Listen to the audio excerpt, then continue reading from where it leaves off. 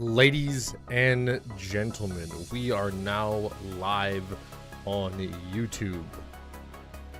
Hello, hello, hello. In just a few more seconds, we will get started here.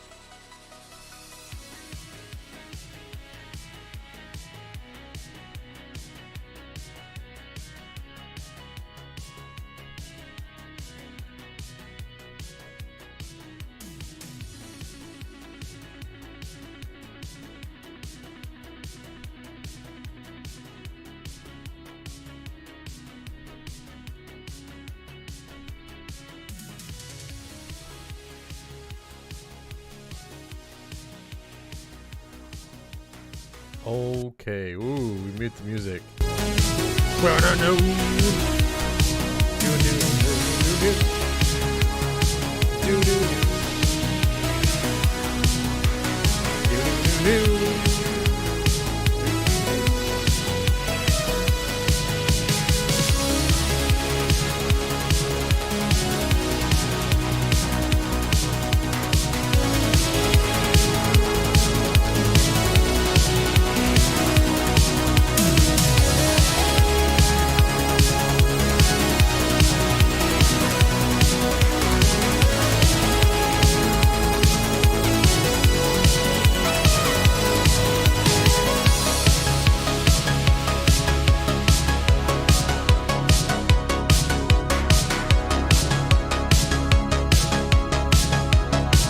Got that synth wave intro music. How is everybody doing today? Welcome, ladies and gentlemen. We have another wonderful day of news, reviews, and reacts. Here we are. A little bit of a late start today. Just getting all clean shaven in comparison to what I usually have going. But other than that,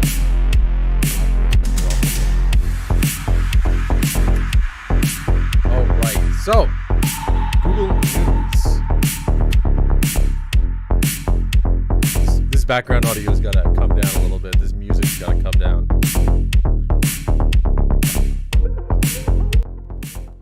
Okay.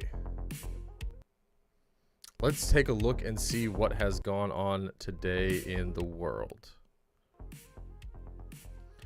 Hopefully that music's not too loud in the background, but it should be just fine.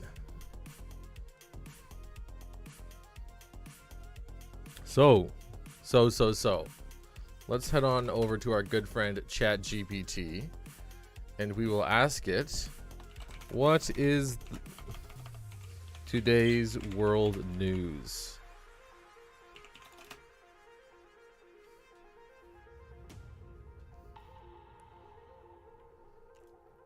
We have Some standard world news from Google News, of course.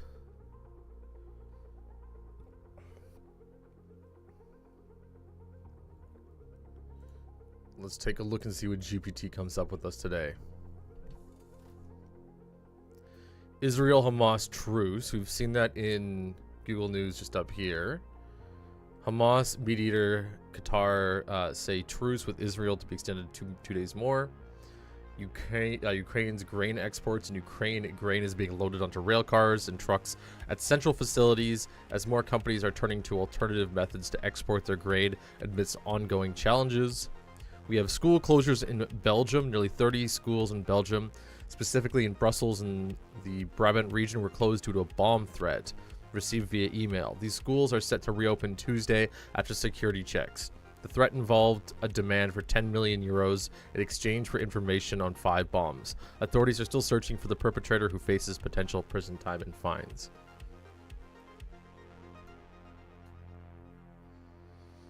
We will have to open this. Reuters, we'll take a look here. Belgian schools that closed due to a bomb threat, let's redo this. Belgian schools that closed due to bomb alert to reopen Tuesday. Brussels, November 22nd. Reuters. The almost 30 Belgian schools in Brussels and the Brabant region that closed to pupils on Monday after late Sunday evening bomb alert will reopen on Tuesday. The Wallowing Brussels Assignment Administration Body said, what is it? An assignment? Oh my god, I'm butchering this article already, guys. First thing in the morning as usual. Said on its webpage, all sites have been checked by authorities. We are now able to announce the reopening of our establishments from this Tuesday, November 28th. It said, adding it deplored the increase in these types of alerts in the recent weeks. Belgian media reported that at least 27 schools were closed after 15 of them received bomb threats via email on Sunday. Their sender said he would give the locations of the first 5 bombs if 10 million euros were transferred to a bank account he gave the details of. The sender said he would give the location of 5 bombs if 10 million euros were transferred to a bank account. Oh, I just reread that. Wow. Media also reported local authorities were still looking for the culprit, who could receive a prison sentence and fine. Oh shit. The Brussels prosecutor office did not immediately reply for a request for information. Bomb threats in European schools. Not sure what to think about this one, but we will see this. We will see this stuff becoming a little more common worldwide, especially as cultures mingle, as people mingle a little bit more. The crazies, they start to work together, or not work together, but they start to get ideas from each other. U.S. politics in border security in the United States. There's a political move to pair border security enhancements with the aid for Ukraine. This development comes amid ongoing discussions. This should all be done at once, obviously. We'll take a look at the article itself. But if you're upping the security for one nation, or you're putting a lot of money and investment into one area, you probably should put the investment into other areas too, because it's a lot cheaper, at least when you have the infrastructure ready for everything. Washington, as Congress returns to session this week, lawmakers will be trying to forge an agreement on sending new rounds of wartime assistance to Ukraine. But to succeed, they will have to find agreements on an issue that has confounded them for decades. Republicans in both chambers of Congress have made it clear they will not support additional aid for Ukraine unless it's paired with border security measures to help manage the influx of migrants at the U.S.-Mexico border. Their demand has injected one of the most contentious issues in American politics into foreign policy debate that was already difficult. Time is short for a deal. A small bipartisan group in the Senate is taking the lead and working to find a narrow compromise that can overcome a likely filibuster by winning 60 votes. But even if they can reach a modest agreement, there is no guarantee it would pass the House, where Republicans are insisting on wholesale changes to the U.S. border and immigration policies. Republican hopes that Democrats will feel political pressure to accept some of their border proposals after illegal crossings topped a daily average of more than 8,000 earlier this fall. President Joe Biden, who is running for re-election next year, has faced pressure even from fellow Democrats over migrant flow. No matter what, finding compromise will be exceedingly difficult. As they left for Thanksgiving break, Senate negotiators said they were still far apart. I'll look at some of the issues under discussion and why they prove so difficult to resolve. Asylum and humanitarian parole. Changing the asylum systems for migrants is top priority for Republicans. They want to make it more difficult for asylum seekers to prove in initial interviews that they have a credible fear of political, religious, or racial persecution in their home country before advancing forward towards asylum in the United States. Republicans in the House have passed legislation that would detain families at the border, requiring migrants to make the asylum claim at an official port of entry and either detain them or require them to remain outside the U.S. while their case is processed. U.S. and international law give migrants the right to seek safety from persecution, but the number of people applying for asylum in the U.S. has reached historical highs. Critics say many people take advantage of the system to live and work in the U.S. while they wait for their asylum claims to be processed in court. Arizona Senator Christine Sinema, an independent who is part of the Senate negotiations, said in an Arizona radio interview that one of the lawmakers' goals is to ensure that those who are here are seeking asylum and actually have an actual claim to asylum. Compromise is far from certain. Many Democrats are wary of making it harder to flee persecution, and the details of each policy shift are contentious. Hardline conservatives in the U.S. are unlikely to support further Ukraine aid, and also have signaled they won't accept policy changes that deviate much from a bill that passed in May that would have remade the U.S. immigration system. Their stance means at least some support from House Democrats will be needed to pass any agreement. No easy task. Some progressives have already said they will oppose any Republican-led changes to immigration policy. The cruel, inhumane, and unworkable solutions offered by the Republicans will only create more disorder and confusion at the border, said Democratic Representative Pramelia Jayapal of Washington, chair of the Congressional Progressive Caucus. Infrastructure and enforcement. Lawmakers may find it easier to reach consensus on other areas of border policy, particularly when it comes to border staffing and enforcement. Negotiators have looked at steps that could be taken to reinforce existing infrastructure at the border, including hiring and boosting pay for Border Patrol officers and improving technology. One proposal advanced by a bipartisan group of senators would call for hiring of more Border Patrol agents, raising their pay and ensuring they receive overtime. Biden has shown a willingness to accept tougher enforcement measures, recently resuming deportation of migrants to Venezuela and waiving federal laws to allow the construction of waiving federal laws to allow for the construction of border wall that began under then President Donald Trump. The White House also wants to install new imaging technology at ports of entry that would allow authorities to quickly scan vehicles for illegal imports, including fentanyl. This is a big article. We'll keep going. Republicans say that's not enough. They want more robust improvements, including more expansive construction of a border wall. What Biden is asking for. Biden's emergency requests to Congress include aid for Ukraine, Israel, and other U.S. allies, among with $14 billion to bolster the immigration system and border security. Money would go towards hiring more Border Patrol agents, immigration judges, and asylum officers. It's a part of Biden's strategy to simultaneously turn away from Trump's hard-line policies, but adapt to the realities of crossing the U.S.-Mexico border. Still, polls indicate widespread frustration with Biden's handling of immigration and the border, creating a political vulnerability as he seeks re-election. Homeland Security Secretary Alejandro Mayorkas told the Senate Appropriations Committee this month that the administration has been faced with the global phenomenon of displacing people migrating in numbers that have not been seen since World War II.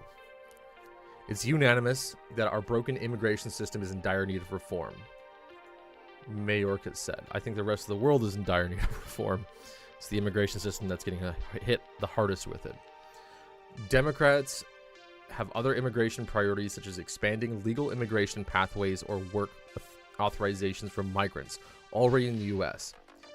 Democrats have also warned about the danger of delaying aid to Ukraine as it enters another winter of war against Russia.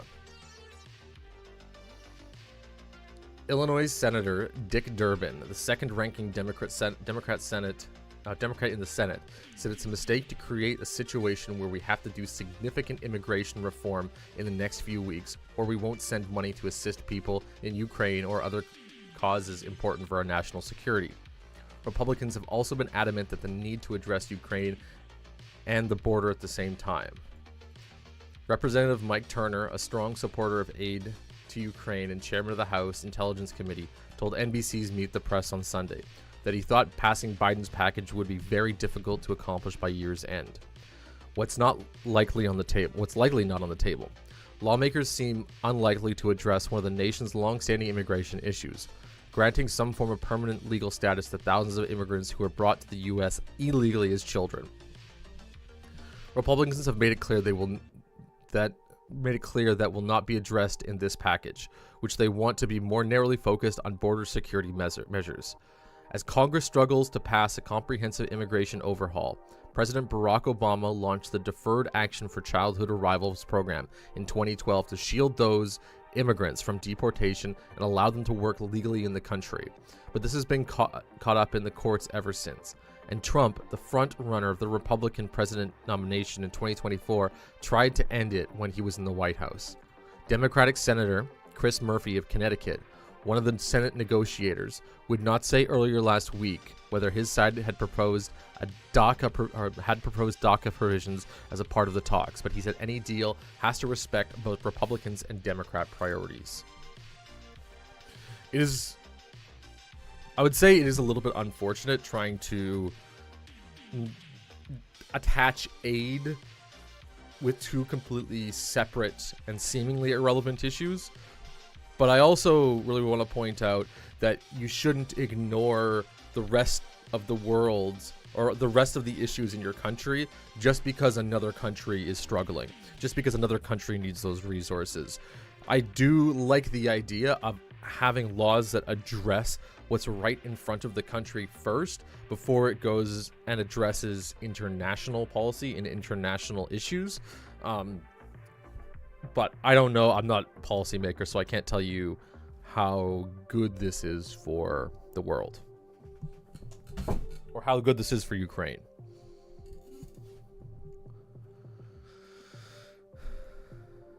Religious discrimination in India reports Balstar region, Chhattisgarh, India, indicate that Christian families are being denied their right to bury their dead, highlighting the issues of religious discrimination and social tensions in the area. This is just going to be one of those other religious arguments that doesn't make sense on either side. How big is this article? It's not that big. We'll take a look. India, Christian families being denied the right to bury their dead. Christians in the Bastar region are once again being denied the permission to bury their dead, according to reports from Narayanpur district in the Bastar region of Chhattisgarh. Was it Chhattisgarh? Christian Today spoke to Phyllis Kochman, in a local Christian civil society leader and politician from Narayanpur, who confirmed that at least 5 incidents have taken place since November 10th, where Christians have been prevented from burying their dead. The latest incident was from the day before yesterday, wherein police officials and the Tehsildar engaged in violence and forcibly took away the body of Sukram, a local tribal Christian from the village Koyala. I hate butchering these words. Koyala, and after local Hindus and other villagers objected to his burial. Kochlam said. Kochlam. The mob protesting Sukram's burial was not allowing his family to bury him on their own land. Kochlam said not only this, but the mob was against burial anywhere in the village or around it unless the family recants their Christian faith. It's normal for tribal communities to bury their dead, and tribals who have embraced Christianity to have continued practice of burial. The body of Sukram was taken by the authorities to Napur town, where he was buried in the absence of his family members, according to local Christian leader who wishes to remain unnamed. The family of Sukram was pressured by the authorities and police to sign a declaration stating they had given the consent for the body to be buried in Narayanpur town and not their own village. but they did not sign anything, he said. The disturbance at Sukram's funeral and prior incidents forced Koklam to give memorandum to the district collector of Nayampur on November 20th, stating that tribal and non-tribal families who believe in Christianity are not being allowed to bury their dead on their own land. The memorandum also lists recent incidents and requests that the district collector can take cognizance of the mentioned incidents to provide relief to the victim as soon as possible. It also advocates for strict action against antisocial elements who disturb social harmony. This stuff is so scary, guys. This stuff is creepy as hell, and it's so weird that people, given their own thing to go do their own thing in the world, would stop another family from burying their dead under weird religious tensions. Like, either side, guys, you're both dumb. You're both ridiculous. Of course, it's not ridiculous to want to bury your dead, but it is incredibly ridiculous that you so harshly identify with a religious, I don't know, with some religious event that that everybody else in the community is like, hey buddy, nah, you can't do this. Like, I'm pretty sure it feels to me like maybe they pissed off some locals. I don't think if they were respected, quiet Christians, they would have been, people would have been so against them burying their dead, but that's just an assumption on my end. I could be totally wrong. It could be crazy backwater religious people stopping crazy backwater religious people from burying their dead, or it could be crazy backwater religious people who are total jerks to the entire community, try to bury their dead, and crazy backwater religious communities want to stop them from doing it for some weird reason. It could be either or. I got a little bit of a sandwich here and take a bite of.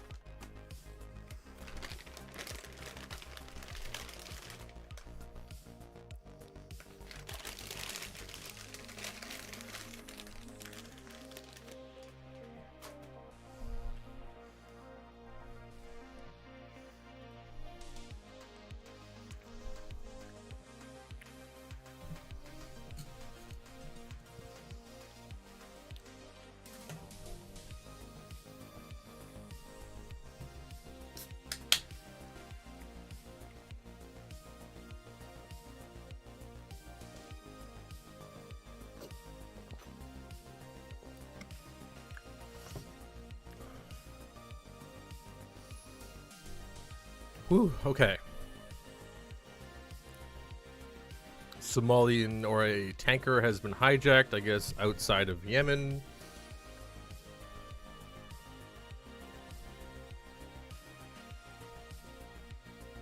Authentic, named Merriam-Webster's Word of the Year.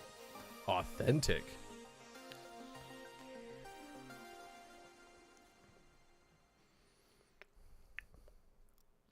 Je suis Samuel, 16 years in court for beheading of French teacher. Jesus. That's news.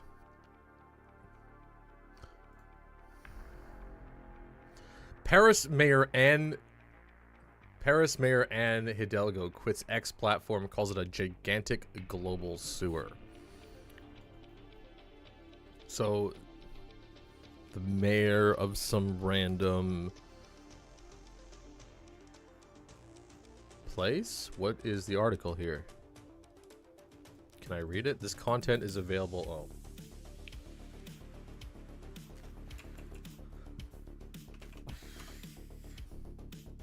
Pay for my news, my butt. Oh. Just $8 a week?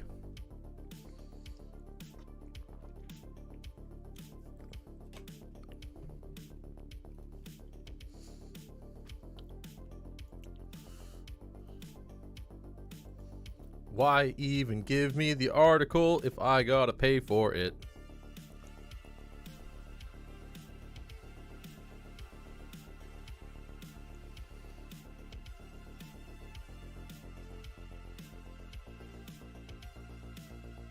Winnipeg's Ukraine.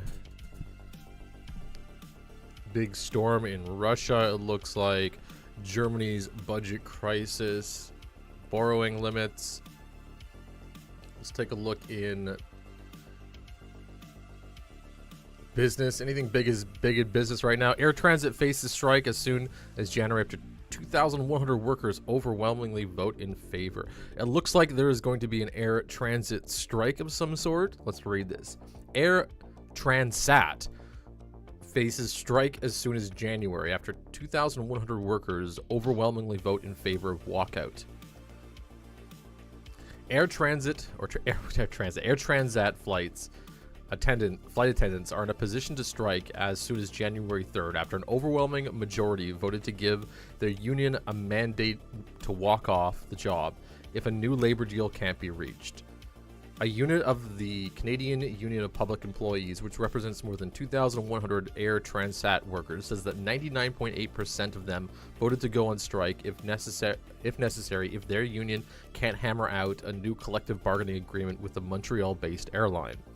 Air Transat's current labor deal expired in October 2022, and the union has been trying to negotiate a new pact with the airline since April.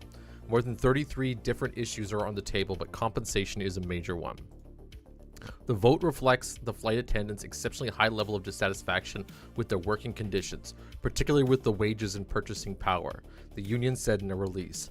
Following a dip during COVID-19 pandemic, the overall outlook for the industry is once again extremely positive.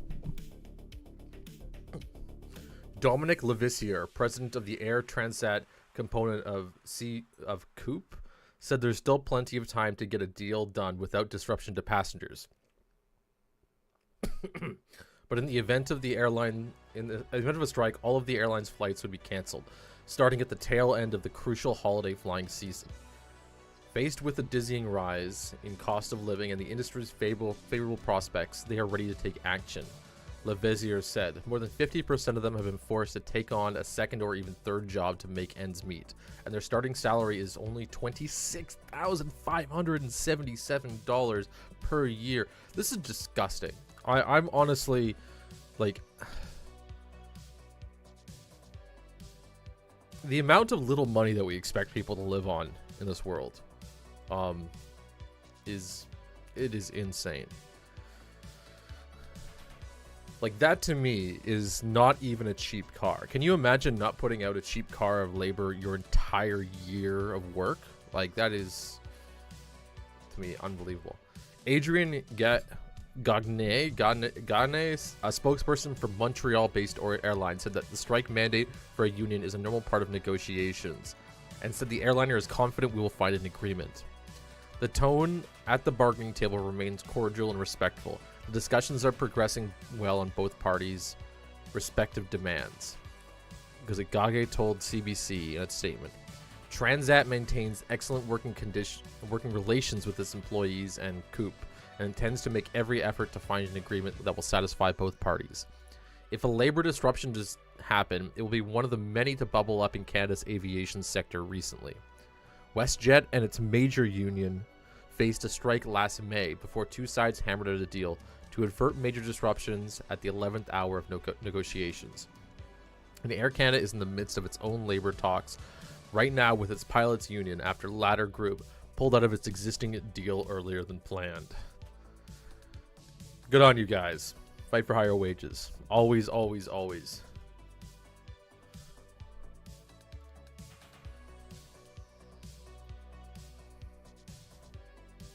Take a look at this video here. Ukraine and Russia hit by snowstorms and floods. Hurricane and winds have brought snowstorms and flooding to the south of Russia and parts of Ukraine. Not really audio.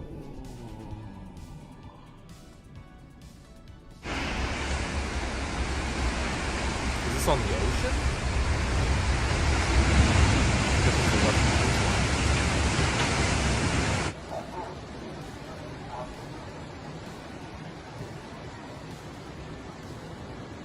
Everybody always films in vertical nowadays. It's so brutal. Alright, there we go.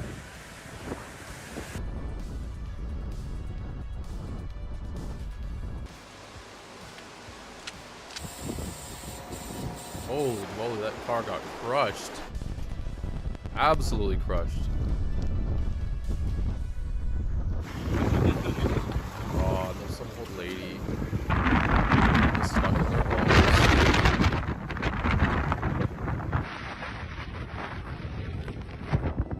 That is absolutely terrifying. Oh my god.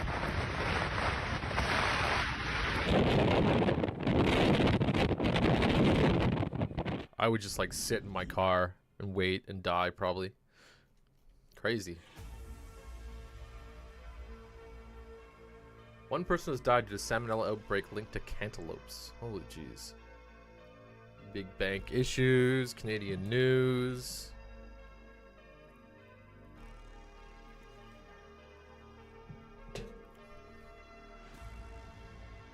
Cost of living driving inflation isolation. Gold hits silver. Okay.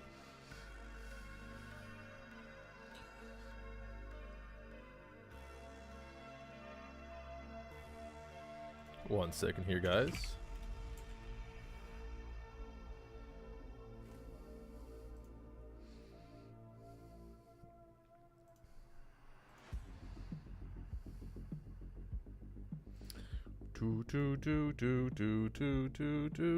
I'll be in like the CVS parking lot, about to go in for my appointment. All right, you're in the CVS parking lot, about to go for your appointment. All right. Sorry about that, guys. Just flipping around some of my Twitch windows here and everything, so I can actually see what I'm doing. Okay, what else do we have? Wall Street pauses amidst Cyber Monday madness data. Fed speakers on tap. Stock market news. S&P. Let's just take a look. How is the DJIA doing today? Dow Jones Industrial Average. Recovery is still relatively strong. We do have to be careful because we are in an area of stagnation. We did see a peak during 2021, the end of 2021. And then we are seeing a recovery here. So hopefully we still keep going up. Like the, yeah.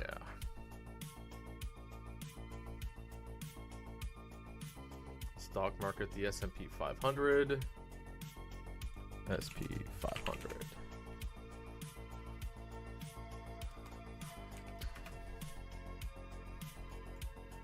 Wavering just a little bit. No charts available. What do you mean no charts available? 5 days? It's only working on the 5-day. Okay.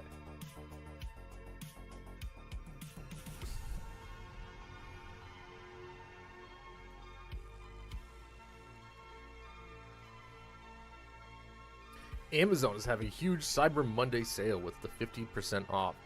What is up to 50% off? Let's take a look. Deals don't really feel like deals anymore, I'm going to say this. It just feels like everything's regularly priced up.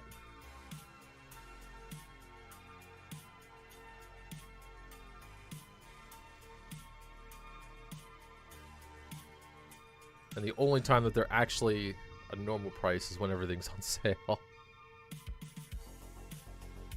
EV maker Lions Electric cutting 150 jobs to reduce costs. Abbotsford lottery player can now retire. Jeez. Everyone deserves having a roof over their heads. This does not feel like business news. This feels like again, I'm always complaining about it almost every day is the Canadian news. That doesn't feel like world news. Like more Canada bullshit. More Canadian news. OnePlus teases OnePlus 12 flagship. God, these phones are getting fancy. Let's take a look at this.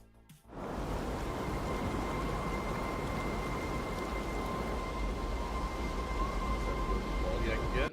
We'll do 4K.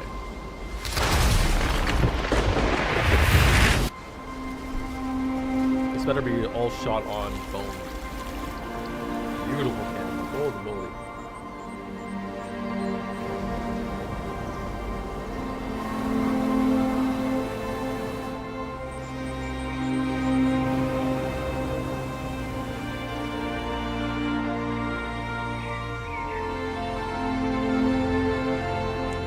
is all shot on the phone. Because if it is, man, phone cameras, mind blowing, absolutely mind blowing.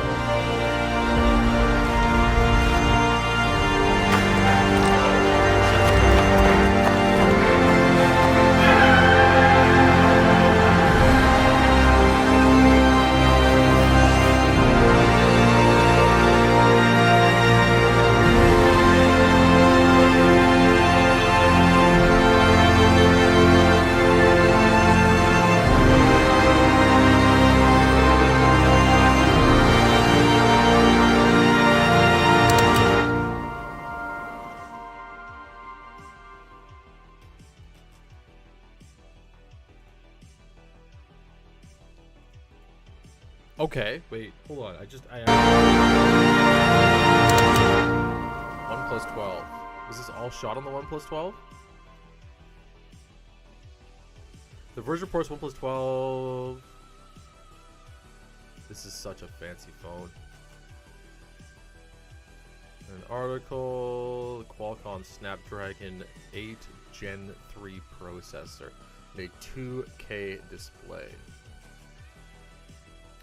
I think that's what this whole video is actually shot on the OnePlus 12. Does it even say? The specs are the killer. I always find it hard people talking about cell phone specs because they're not that impactful. Like, obviously, if you are doing a lot of high resolution and really heavy processing on your phone, that's something, but really you just want like a really good camera, and then most of the time people would do the processing on their computers, but I don't think that's the way the world's going nowadays.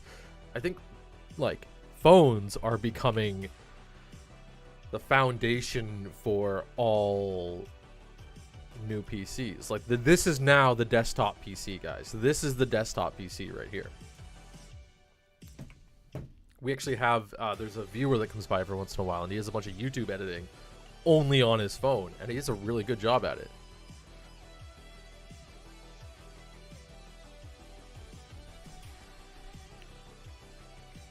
Google will start deleting inactive accounts. Baldur's Gate 3 players want to romance porn.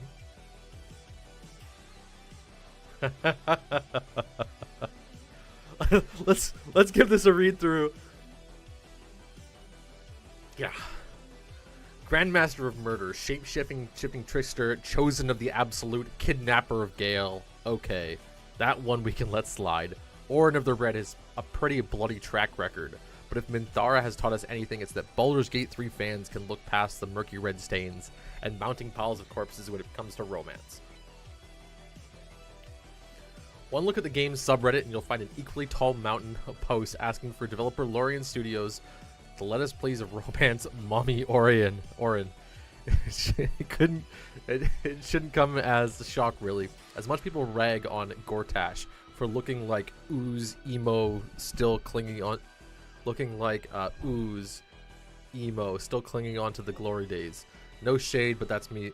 No shade, that's me as well. He has a fair share of thirsty fans. Ketherick, being the gruff granddaddy he is, also has dedicated fans of I can fix him types. It's only fair Orin gets a slice of the pie. One fan, so desperate to romance Orin, went to fairly extreme lengths. They brought a dead Orin to their bedroll at camp and lay next to them, while Minthara and Shadowheart watched. Varying character for the dark urge. Still, sure, it's still disturbing. Wait. Can you pick a body up and bring it to the bedroll? Let's see.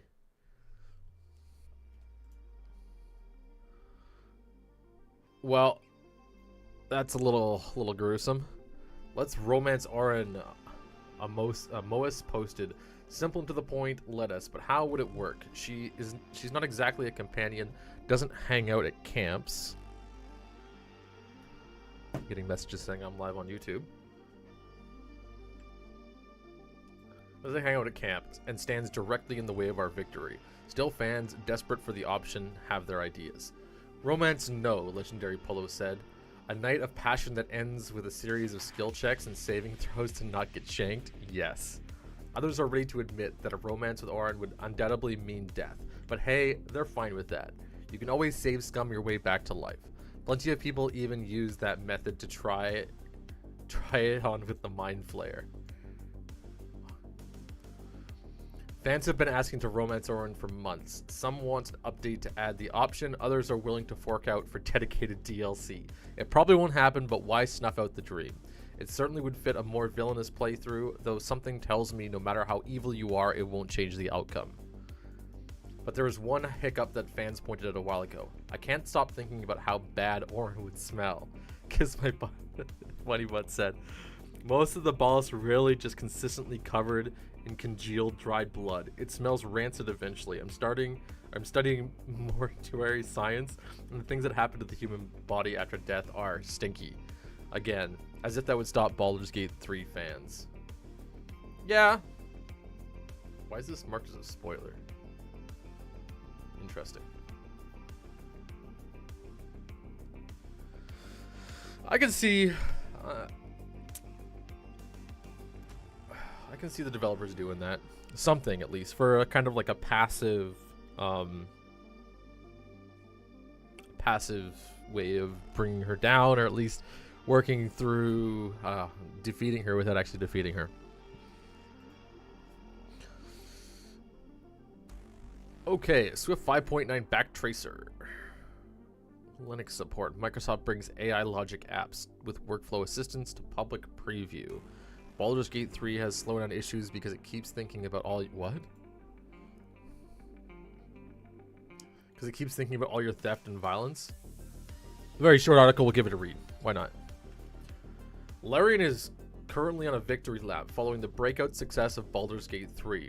With 7 wins at the recent Golden Joysticks and 8 nominations at the upcoming Game Awards, Larian is set to announce Baldur's Gate 3's long-awaited Xbox release at the award shows on December 7th, and has even started to tease its next big game. Baldur's Gate 3, of course, has been a massive commercial and critical success since its official release on PC in August. IGN gave it 10 out of 10, praising its crunchy tactical RPG combat, a memorable story with complex characters, highly polished cinematic presentation, and a world that always rewards exploration and creativity. Hey, what's up everybody? Akeem here, and in today's gaming news, Larian teases its next big game after Baldur's Gate 3. Nintendo showed off several new indie games coming to the Switch, and we know when The Last of Us Season 2 will begin filming. This is your Daily Fix. Daily Fix. Wow.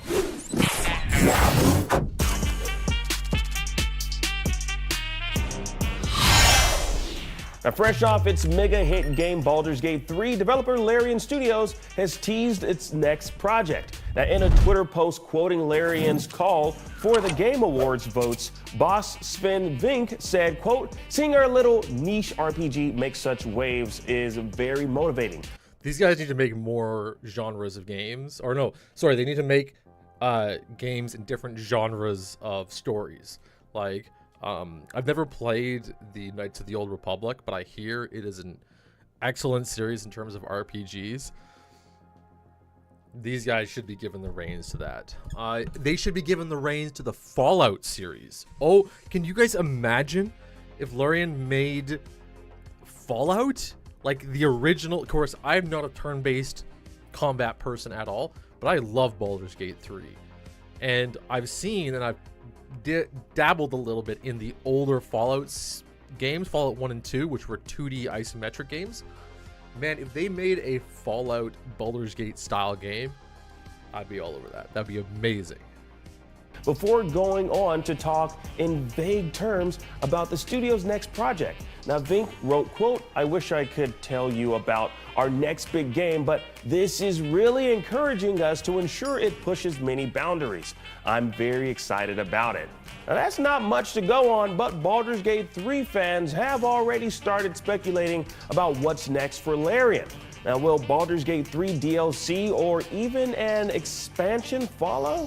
Now, given the huge success of the game, it seems like there would be enough interest to justify such a release. But what about the next big game? Like in July, ahead of Baldur's Gate 3's explosive launch, Vink told IGN, that's us, a sequel to Larian's own Divinity Original Sin series. I love that. Told IGN, hey, that's us.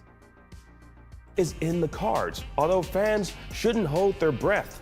Or it may not be in the cards, but it might be. Anyways, Vink explained, quote, it's our own universe we built, so we're definitely gonna get back there at some point. We will get back there at some point. We'll first finish this one Baldur's Gate 3 now and then take a break because we will need to refresh ourselves creatively also. Now, if Divinity isn't next, perhaps a brand spanking new game set in a completely different universe. Could be. I don't know. Now, Larian has created fantasy RPGs for some time now.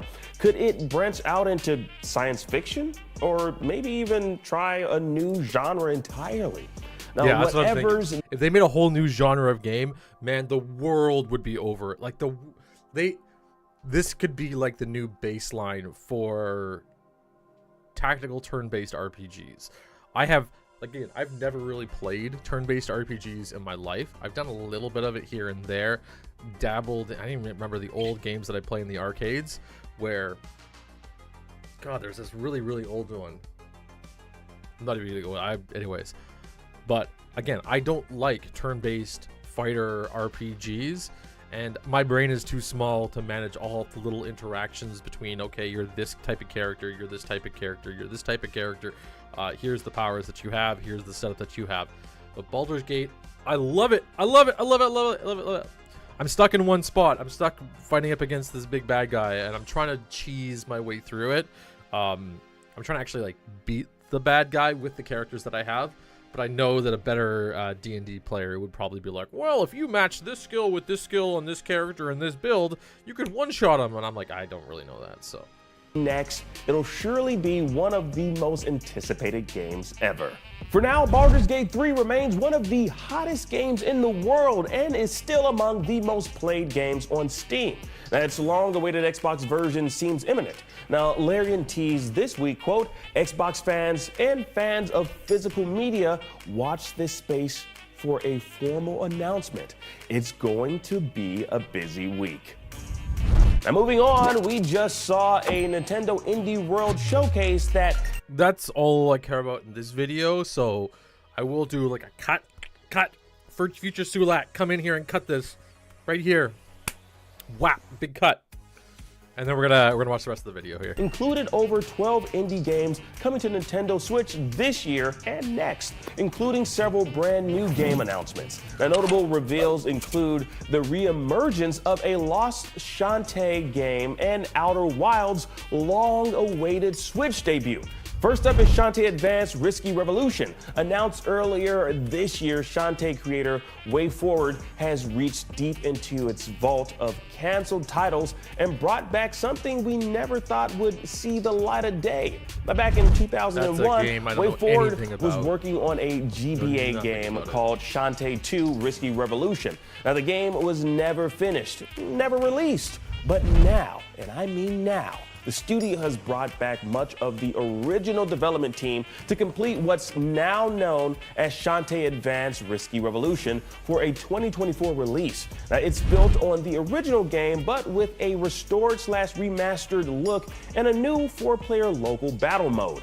Now, Core Keeper, a top-down sandbox game set in an underground world, has been in early access. 2D indie games is not the best thing usually. Sometimes you get a real good one out there, like a small hit. But I'm sure people are excited on for Steam RPGs since and March of last year. It's now coming to Nintendo Switch with a full release in 2024, including an online multiplayer mode for up to 8 players. That's a lot of people you can play with. Next game, Howl, is a turn-based tactical folktale set in medieval times when a stranger sound-based plague called the Howl is ravaging the land. Now, the main character is a deaf prophet trying to save the locals as they search for a cure. Howl is out later today. Now, if you like inventory management, this is the game for you. This next one, Backpack Hero, is a roguelike about collecting items, organizing a bag, and using your organization skills to fight off enemies more fast for quite time next year. Now, it includes both outer cameras will roll on The Last of Us series. Character The Last of Us fans are most interested in getting casting news for. Now, in an interview with The Hollywood Reporter in August, The Last of Us showrunner Craig Mazin teased that. Yeah. Anyways, I feel like The Last of Us has kind of lost its vision. I don't know. I haven't really played too much of it, so I can't even say whether or not I think it's gone in a good direction. But I feel like from the general online sentiment, I guess, is it's kind of lost its shine. It's still very cool. It's still a huge game series, but and a huge video series, a movie series, show series, TV series. Holy moly! So I'm not really sure.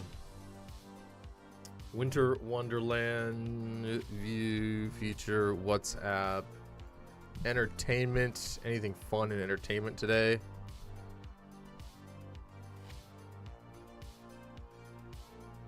Buffy Santa Marie.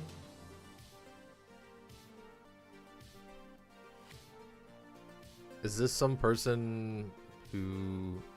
Singer-songwriter Buffy Santa Marie has released a statement addressing the Canadian Broadcasting Corp. This is more Canadian news. I really hate this, guys. My news is just full of this crap. The Fifth Estate series.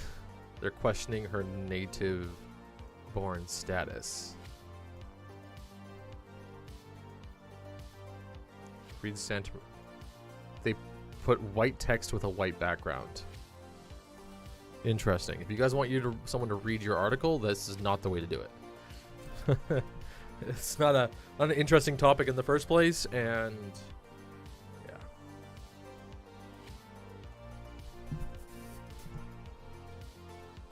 DUI manslaughter of a WWE Hall of Famer, King Charles, referred to Prince Harry as that fool. Ooh, drama. This is a big article.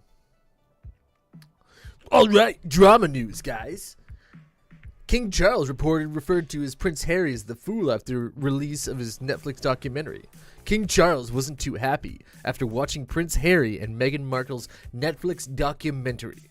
To say the least, in a new released excerpt from Omid Scobie's upcoming book Endgame, it is reported that Charles was left fuming over the couple's claims that the docuseries Harry and Meghan, prompting him to openly mock his son around the palace. At the palace, heads were in hands and migraines were brewing. Took the wind out of everyone's sails, a royal abide told Scobie, adding that Charles went from not wanting anyone to talk about his son to openly criticizing that fool. This is crazy. They continued. The king was genuinely sad about the entire situation. He was angry but didn't want to speak ill of his son in front of him either. It was a brief moment where he paused and realized how bad things has become. Scobie noted that Charles' sympathy soon disappeared after media attention from the docuseries eclipsed him at every turn. Elsewhere in the book, Scobie recalled another point of tension between Charles and Harry. It came after the monarch made a decision to evict Harry and Meghan from Fogmore Cottage as they were no longer living in the UK. According to Scobie, Sussexes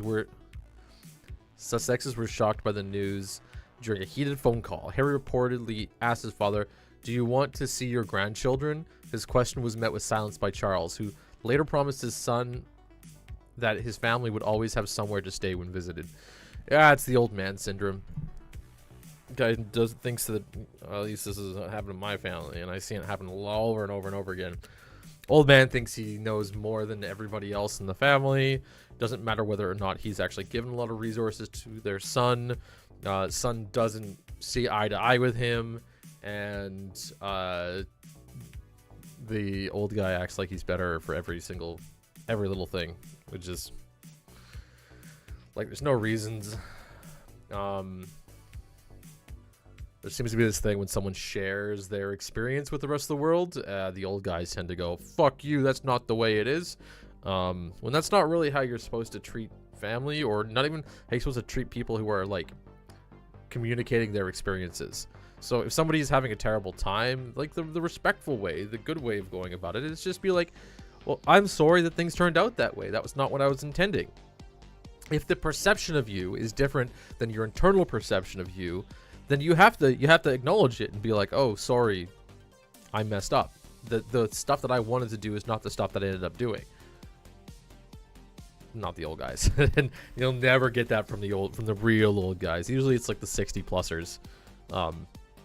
I find that are so locked in, and they would rather destroy their family than to like just come to a social compromise with their children.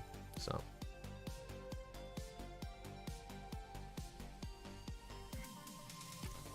bum, bum. Irish author Paul Lynch wins Booker Prize for Prophet Song. Young Thug, U.S. rappers racketeering trials open in Georgia. Anything in science that's useful, that's fun. Montreal weather, the beaver moon will be full before the sun rises up. Alberta astronaut. More Canadian news. Can I get actual world news, please? Can I get real world news, not this Canadian world news? I think I will have to invest in a VPN at some point here, guys. I used to have access to CyberGhost, which I probably should start using again. Not Cyberpunk.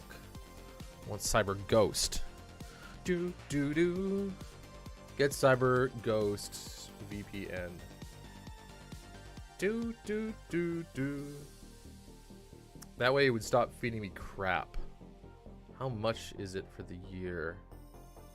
Go to checkout. 2 years plus 4 months. 56. So like $80 Canadian. Maybe we can do that. Not right now. But we'll probably do that a little later. NASA later communication test gets data from 16 million kilometers away. This is interesting. I like this stuff. Tech nerd news. NASA has successfully tested a laser-based communication method that sent data over 16 million kilometers. The American Space Agency hopes the system will greatly improve data links between Earth and spacecraft exploring deep space. The method, called Deep Space Optical Communications, DSOC, is being tested aboard NASA's Psyche spacecraft. The agency launched Psyche last month to observe a mostly metal asteroid. DSOC uses lasers to send large amounts of data very long distances. Traditionally, NASA has depended on radio frequency communication to send data and collect data from deep space.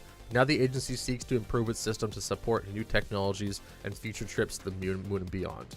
Laser communications, also known as optical communications, enable fast transmission of data over long distances. In an explanation of lasers, NASA explained the technology will permit up to 100 times more data to be transferred back to Earth than the current radio frequency systems. NASA estimates it would take about 9 weeks to transmit a couple of maps of Mars back to Earth with current radio frequency systems. But with laser-based method, the time would be cut to 9 days. Also, laser communications equipment takes up less space in spacecraft and uses less energy. NASA scientists from NASA's Jet Propulsion Laboratory in California recently announced successful test of the DSOC method. The team said that a device on the Psyche spacecraft was able to successfully send and receive data messages with a telescope in Southern California. NASA said the laser system works with signals that exist at a near-infrared wavelength. The data transmitted by laser... Hey, bird. Takes form of bits, the smallest piece of data a computer can process. These bits are embedded inside the laser's photons. What the heck? The NASA team described the successful data signal transmission as first light. The experiment represents the furthest ever demonstration of optical communications, about 16 million kilometers.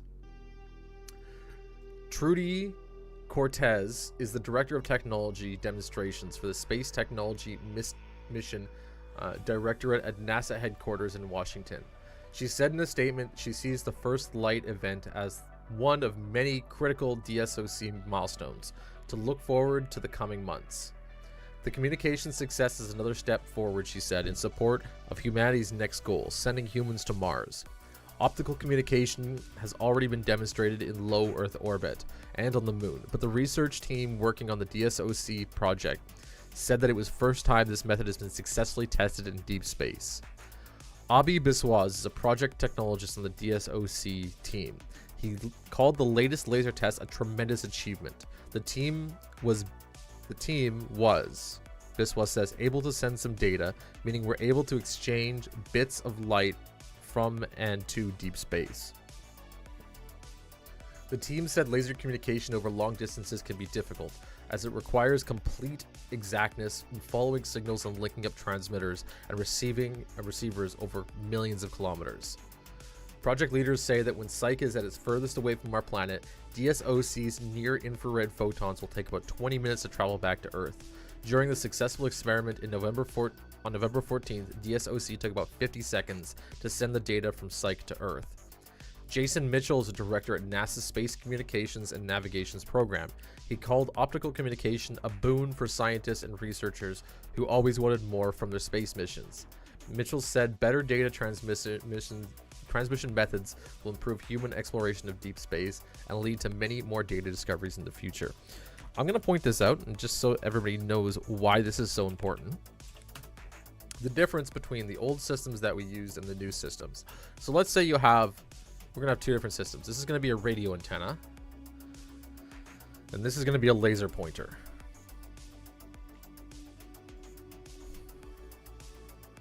Okay. So, what they've built, this is why it's so big, is they built a laser pointer that sends data straight back to the satellite dish. Okay. The difference between the two is the old method consisted of sending the signal literally everywhere.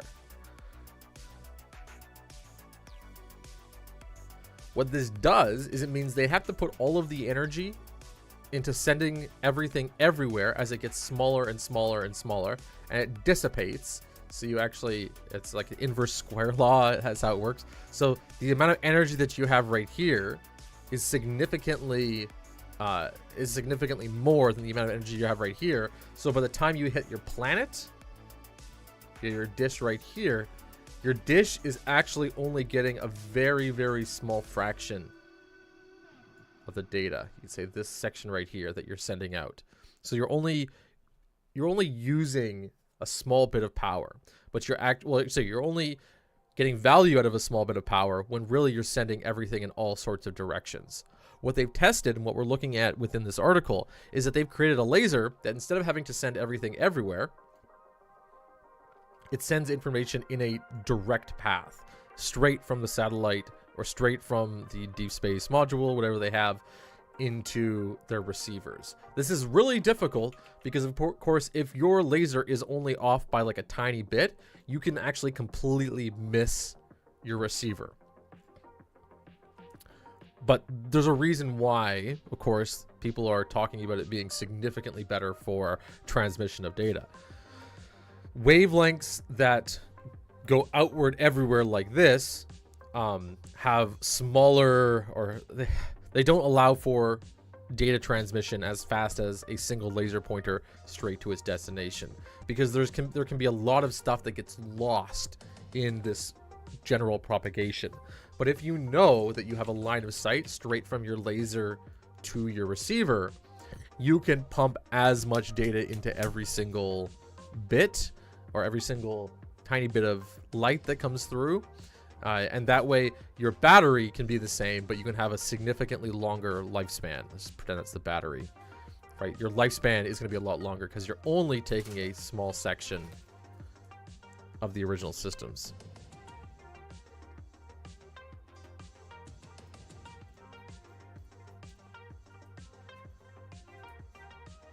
Scientists around the world receive human-animal bond research grants. Okay.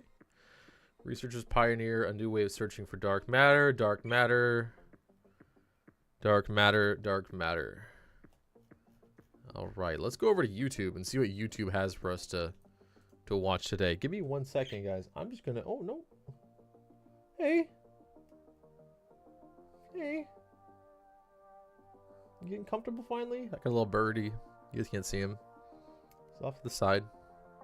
Hanging out with me today. Hey! Look, that's us! I'll do a thumbs up. Just because we're unbiased.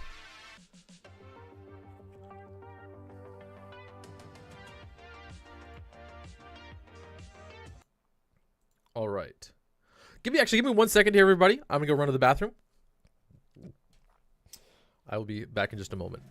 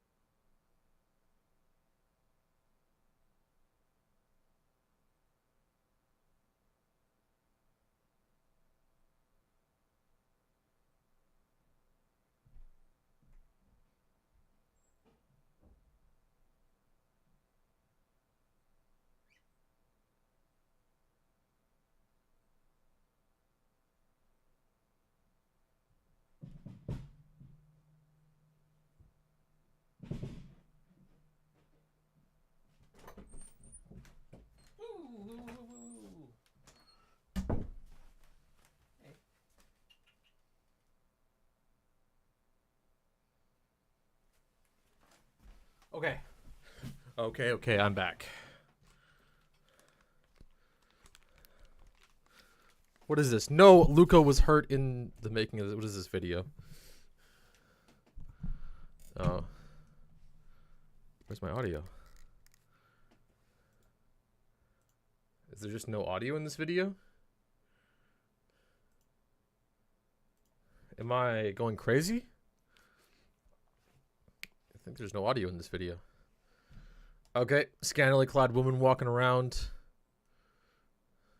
doing scantily clad woman things. Oof, okay. All right. All right. What do we got? Stealing storage from Discord. Let's take a look at this video here. The other day, I was uploading some files to my Google Drive, like I do sometimes, and I noticed this little banner at the top warning me that I was getting close to my free data allocation and encouraging me to give Google just a little bit of money for some more storage. I want to point out, I think we're all getting this right now. If you guys are having this experience at the moment, I think everybody's reaching their data cap at the moment for Google services. This is going to quickly flip Google services from being the email service in the world to being just another shitty email service. Really, really, really quickly. This 15 gigabyte data cap is absolutely nothing. And it also, I believe, and this is just my assumption on this, it's because Google had a bunch of like venture capital money at the very, very start of building Google. So they have all these data centers in place, which means they have a bunch of free data. As data gets larger and larger, they don't upgrade those data centers, but they need places, they're still going to use them for their existing investments. Now we're running out of space really quickly. Behind me, other side, I've got about 30 terabytes of data that sit there. And that's because I can't store my things on Google anymore, which I used to be able to back when video content and photos were significantly smaller. So if you are having this experience, guys, I want to see if this is just the video you guys looking at. Give me in the comments. Tell me in the comment below, because I'm really curious what everyone's experience with Google Drive. Looking and at their Google plans, is. these are actually not too terribly expensive. And storage prices are currently at historic lows, so I could even buy myself a terabyte or so for a pretty reasonable price. But you know what's an even more reasonable price? $0. So using a bit of software engineering know-how, I wisely traded tens of hours of my life and much of the sanity I had left to avoid spending probably $50. Here's how I managed to store hundreds of gigabytes of my files on Discord for free. If you're like me, you have a lot of files. And This is going to be locked down pretty quickly. All it takes is a Discord guy 10 days ago to probably see getting this. pretty close to the free limits for iCloud or Google And we're going to start Drive if you're seeing not already data paying for caps extra storage. on Discord.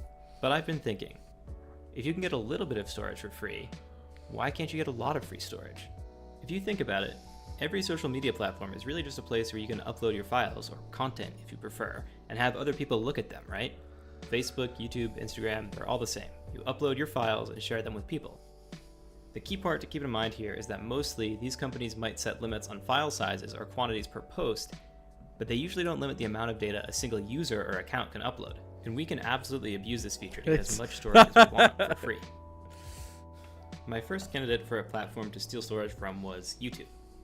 YouTube lets you upload videos for free, and each one can be 256 gigabytes or 12 hours long. So Comes first. the initial question that we're going to ask is, do we need the files to be video files when we upload them to YouTube? So can we take a multi-gigabyte zip file, give it all the features of a video file, and then upload it to YouTube from there? Well, YouTube won't accept files that fail to play, but also YouTube re-encodes all those files. And if you don't know what re-encoding is taking all of the pixels that you see here in this space and reorganizing them in different ways. That makes it so you don't maintain any of the data inside your video, like nothing pretty much. It does reorganize the impression of it, but you could imagine if you take this white section of my video here, this white strip, that white strip could be all sorts of different tints of white, different shades, different little bits of white in there. And the system, when you run it through a re-encoder, it's going to take that white and change up how it like represents that white, or at least how it formulates that white. There's compression and information behind that. So no, he's probably not going to be able to do this. He can probably get some video storage out of it, which is great. But also, too, YouTube re-encodes every single video that you upload. So you don't get 100% data quality from the video that you have. I think, too, over time, the quality on YouTube tends to degrade. But that could just be me and our screen sizes. But I'm not really sure. That's just more of a hunch. Like a solid way of getting lots of 256 gigabyte sized chunks of storage. Obviously, this would only work for video files, so I'd need some way of converting all my data, like Word docs, text files, images, etc., to video. But it's not going to. Somebody smarter than me has already figured out a way to do this with FFmpeg and posted the script for it on GitHub. Arbitrary data to video, I like that. Storing files on YouTube with this script would probably work, but there were a few drawbacks. Some issues are that it's slow to convert to and from video. It's also pretty slow to upload a video, wait for YouTube to process it, and then download it later. The video file size ends up being several times the size of the original file. Yeah, that's another thing too. If you have a amount of data you want to compress, you actually have to compress it in a lossless way. If you're compressing lossless data into a lossy format, you have to make a significantly bigger file size. It would probably be compression. YouTube processes and compresses its videos to save storage, which is great for them, but potentially bad for being able to read my data later. Compression could lead to losing some information and ultimately corrupt my files. All of these problems were probably solvable. It would just make things slow. But speed's not a huge concern for me anyway, because I mostly just want to store a bunch of files I don't access frequently. But I decided pretty early on to give up on the YouTube route because I realized there's a much better solution. There's another service that lets you upload files for free. It's called Discord. You may have heard of it. Sure, most people use Discord's text chat and voice chat features to do boring things like play games with friends. But you can also upload files to Discord as message attachments. Unfortunately, there's a 25 megabyte limit, but fun fact, one big file is really just a bunch of small files all put together in a row. Yeah, you can split up any file you want. All I need to do is split up my files larger than 25 megabytes into 25 megabyte chunks so that I can upload them. And even though there are different types of files, like text, photos, videos, with all sorts of file formats, when it comes down to it, it's all just data. As long as I have all the original bits of data in the right order, and I know what the original name of the file was, I can chop up any file into tiny bits, store them in Discord, then download them and reassemble the original file later.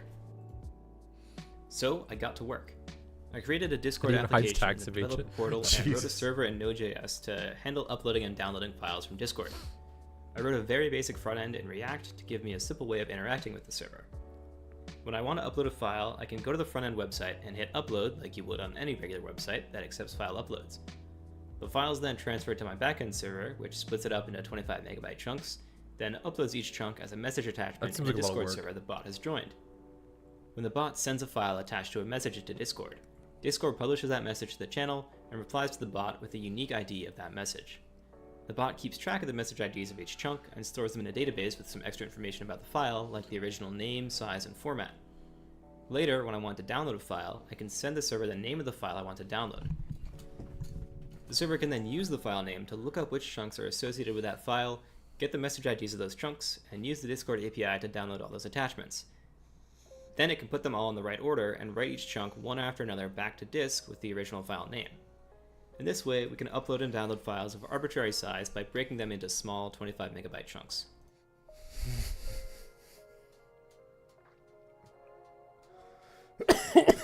Man, I don't know if this is useful at all. Like, cool. I'll say this is really interesting. From like a computer scientist perspective, from like an online security perspective, absolutely. This is like, to be able to automate this shows you how, I guess, dynamic online systems are, because you could imagine that if it's on different servers, you're actually storing a file across different servers, right? You're taking your one individual file, splitting it up into 25 megabyte chunks, and then Discord is deciding where it's going to place that file on what server. So you're using like a distributed server network to hold individual files. But there's still a pretty big problem here: privacy. Discord is of course public, so anyone on the server can see the messages and attachments that the bot sends. Encryption. The easiest what way he's to keep talking my files private would be to just create a Discord server where the bot and I are the only members, and that way no one else would be able to read my data. That works too. This would probably work. Although anybody can download an attachment from Discord's CDN, you would need to know the exact channel ID, message ID, and even attachment name associated with an attachment in order to properly download it, which I think is pretty unlikely for anyone to guess on their own. Which is kind of like a password, basically. He's password protecting everything. But it doesn't hurt to be extra safe.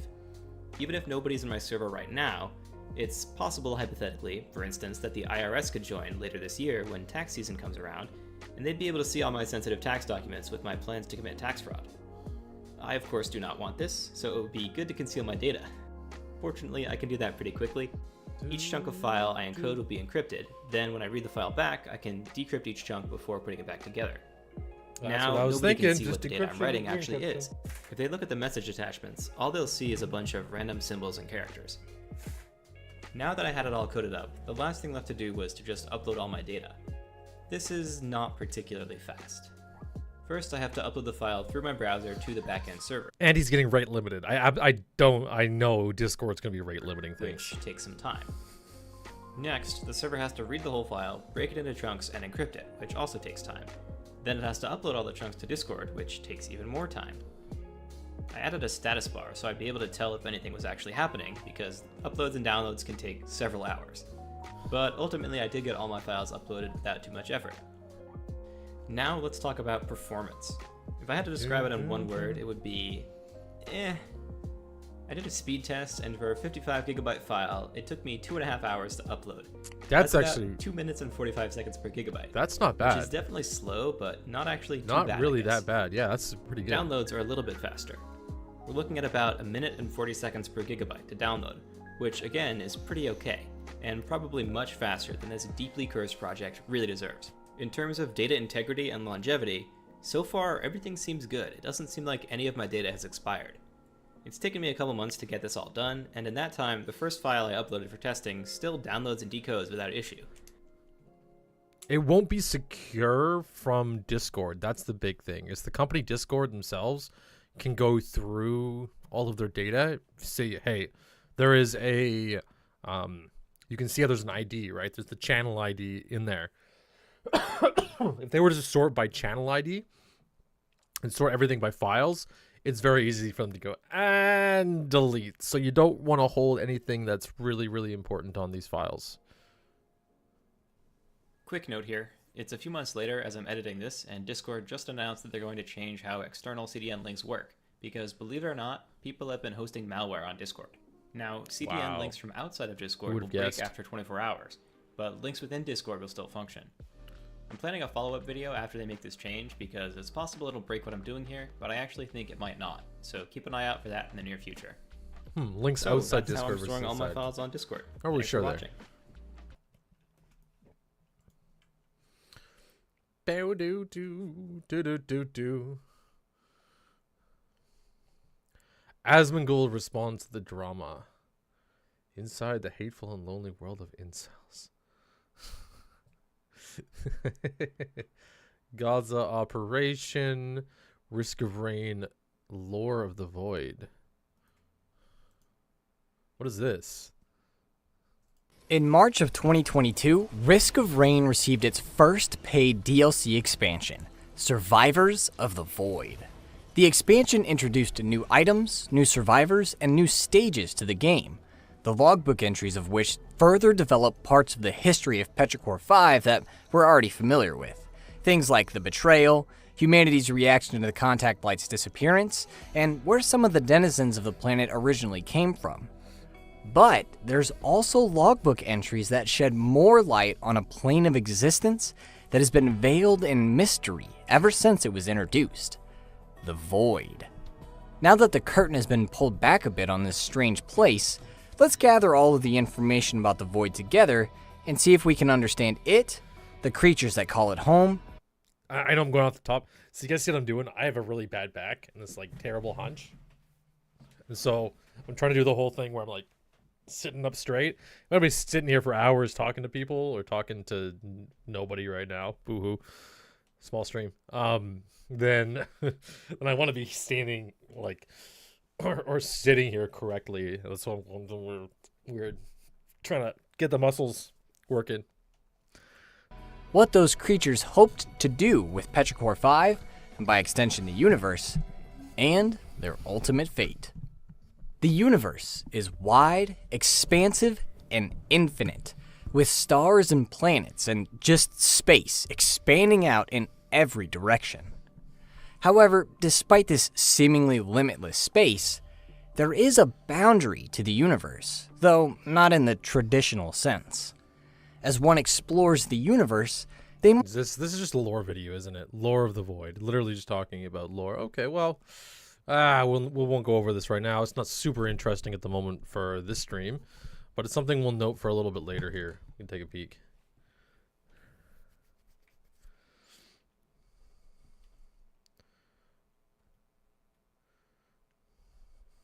And not much in terms of news, reviews, and reacts on that channel's suggestions. I don't know how.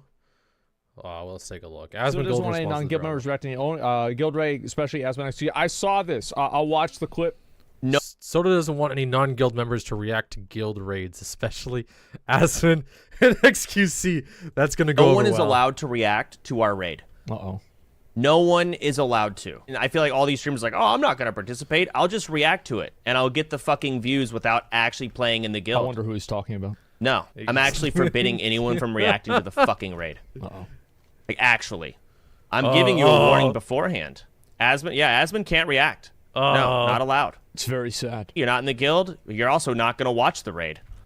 Okay, all right. So this was a bit confusing for me. I'm going to Can we go watch it? be honest, because Miz made me promise him that I would react to the raid live. You're going to love it because you're going to react to it.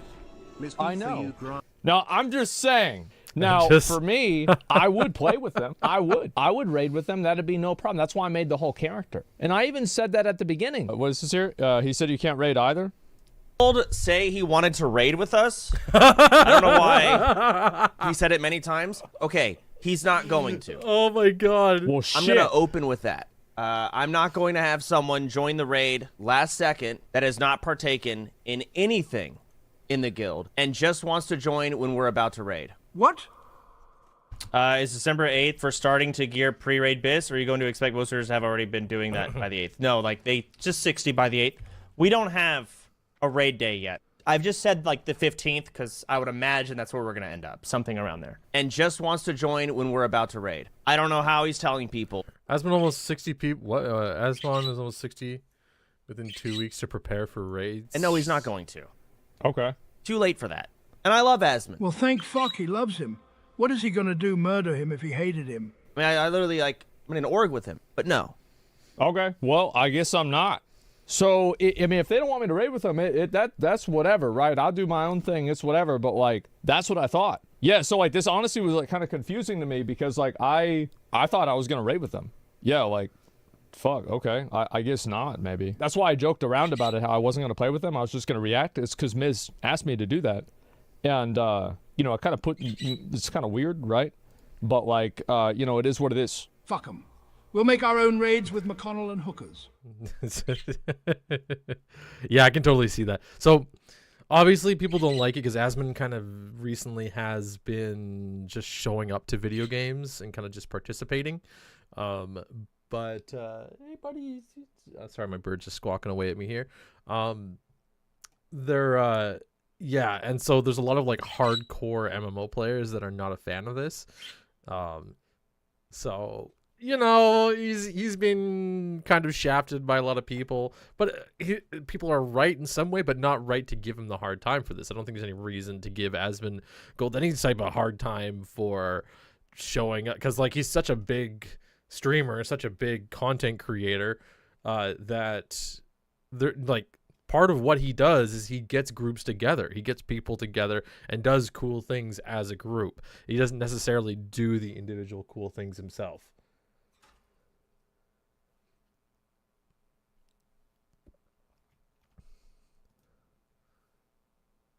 Hey, my little bird. Hey, how you doing? Let's see if I can get a view on him. Oh, I can't. My camera's not going to twist that way. Whatever.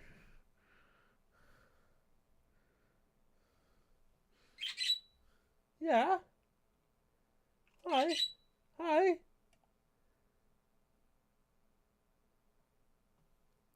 It's nice that okay.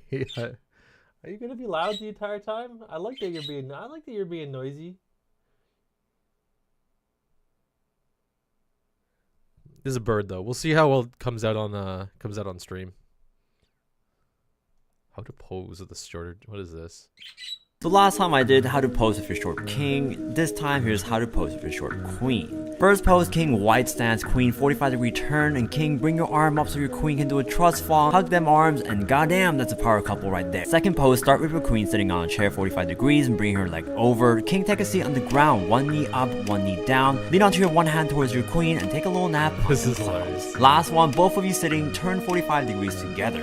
Queen front leg up once again, and king get a higher platform for your front foot and lean. Place your arm around your queen, and queen work them shoulders and vogue, baby. Here's how it'll turn out.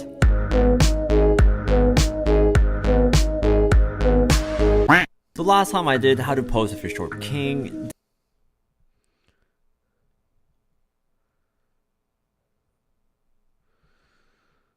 All right, what else do we have? A lot of shorts, a lot of garbo. A lot of.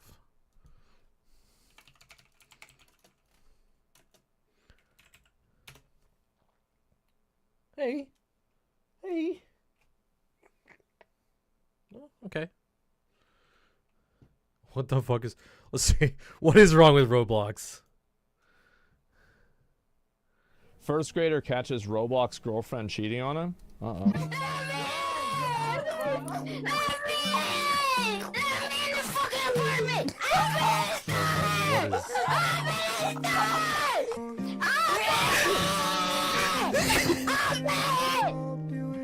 Oh my god!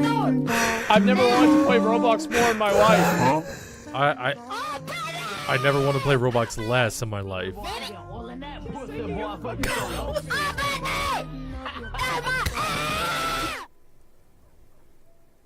Man, This is I've never wanted to play Roblox more than right now. Because, like, it's fucked up. I know, that's the best part. He did dirty. He did. Welcome to the real world, kid. Yeah, exactly. Bro, like, this kid's gonna become an incel before he goes to middle school. Yeah, this is... That's... I don't know, Asmund. I don't know why you'd want to be a part of that. What clips did he upload over the past while? We got the drama. He did gaming. Hello. All right. Who has money? Hello. Esmond. What? Don't let them brainwash you. Leave. Join the Outlaws. Be a free man. Well. Hey, retard. Back the fuck up, dog. Off the wall. Okay. Oh yeah, you're halting me? You're halting me? You're halting in Vegas, man. Hey, someone get a weapon. Someone get a weapon up here. Phil, kill this black man. I have 250 gold on you. Now what? Phil, kill this black man right now. Leave? That's my gold. I need your help. They're killing him! Get out of here, Adolf! What? Join the Outlaws. Oh my god! What the heck is going on? Okay. I'm thinking this news right below. I might change it up. Let's go take a look and see if we can find some RSS feeds. Some newsy RSS feeds. Tech news RSS feeds. Top 100 technology RSS feeds. TechCrunch, RSS Mashable. Yeah, I know. Are you gonna be doing this to me the entire time? We'll see how. Come on, go make some noise. Let me see. Microphone. Now you're gonna be quiet, huh? All right. Gizmondo. RSS. Go away. What is this? Gizmondo.com/ is that literally it? We might be able to update.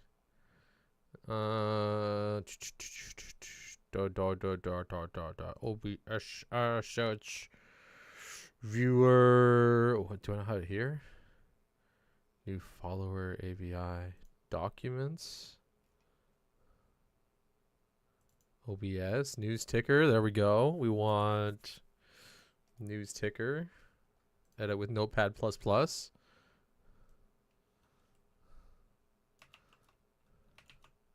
The CNN RSS feed sucks. It's kind of boring. Let's see what Gizmondo comes up with for us.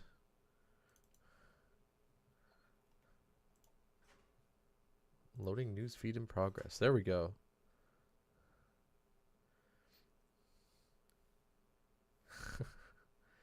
do.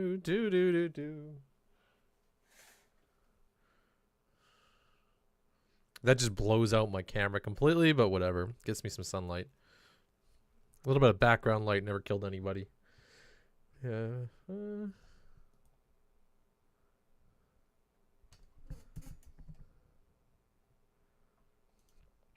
We'll roll Gizmondo for a little bit.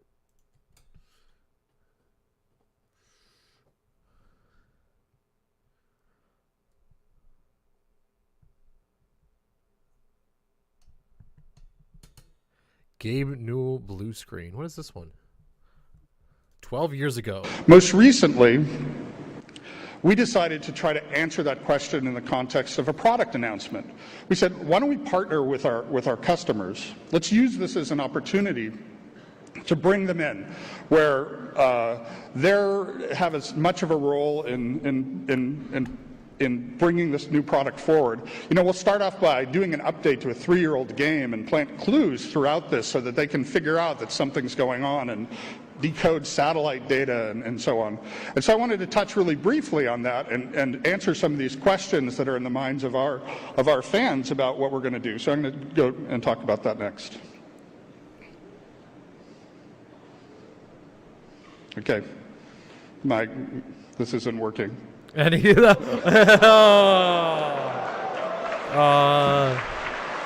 screen PowerPoint presentation. So, Microsoft trash talk. that's what I get for working at Microsoft. So I was pretty close to the end of my presentation anyhow. And I just want to thank everybody here for the award. And especially I wanted to thank my wife, Lisa, for being here tonight and for being here for all those years. So good luck figuring it out, and thanks again.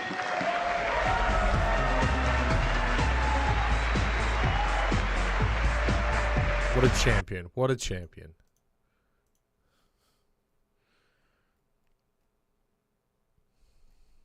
See, I guess I'm at fault too for partially uploading stuff, but like all this YouTube content is kind of mediocre. It's all very mediocre recently. Like, I would like there to be like 2 sections where there's like curated content for YouTube, and then there is the memester stream content, because there, or at least like something that's a little bit I don't know. There's got to be a better way to organize this, because I guess there really isn't. It's not an easy thing to do. I'm trying to think about it, because I would like to see high quality curated content that is YouTubery, and then like stream content. Or there should be a way to at least mark it down and have a difference when you go to upload it, because I would like to have, I'll point this out too, I would like to have my Sulack Streams channel here marked as, or sorry, this is the Sunday Scraps one, but the Sulack Streams channel marked as some kind of like just regular streams channel, because I do get a lot of comments. If we go into the comment section here,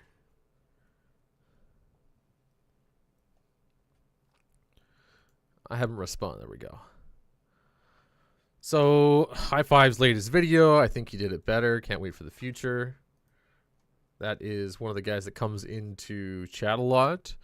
Where is it? Yeah, people. So, there needs to be a way for YouTube to separate VOD clip channels from high quality content. And there needs to be an expectation in that category that content itself is not going to be highly curated and highly detailed. For example, a lot of these comments that I get are like, is this a clip of a streamer watching a clip of another streamer reacting to another streamer? Yes, that is what I have going on right here, is a clip of that. If we go down a little bit, like first making react videos and now reacting to react videos, truly the golden age of YouTube. There are quite a few comments like this, which are scroll down. I've deleted a few because they were exceptionally negative. Like, go kill yourself. He should go review himself. Was a I'm not making YouTube videos here that are high, or this is a quality YouTube video, I want to point out, because I want to add a lot of information and add value to whatever you guys are watching. But it's not going to be the same type of stream. It's not going to be the same type of content that you'd expect from pulling up curated, high quality, cut, edited content.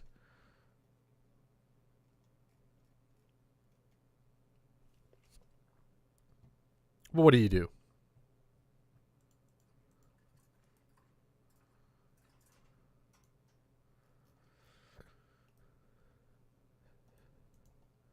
This is an exceptionally slow news day. An exceptionally slow day in general. Oh, hi.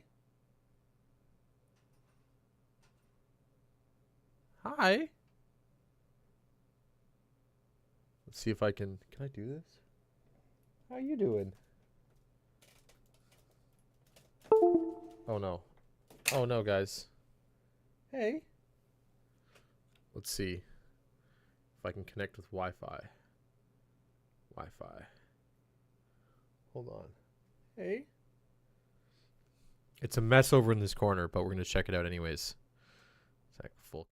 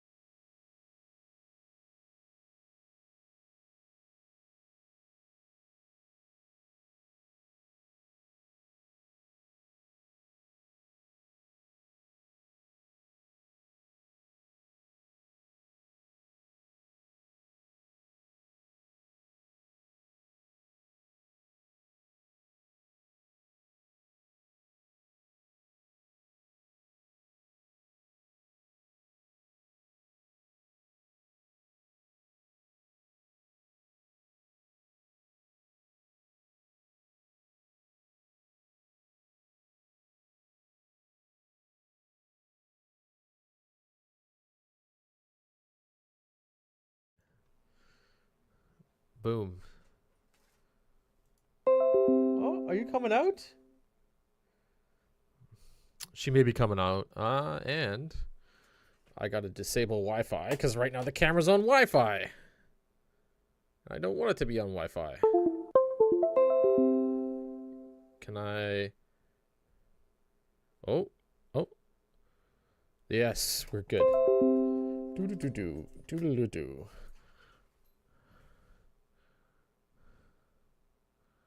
Does that work now? There we go. All right.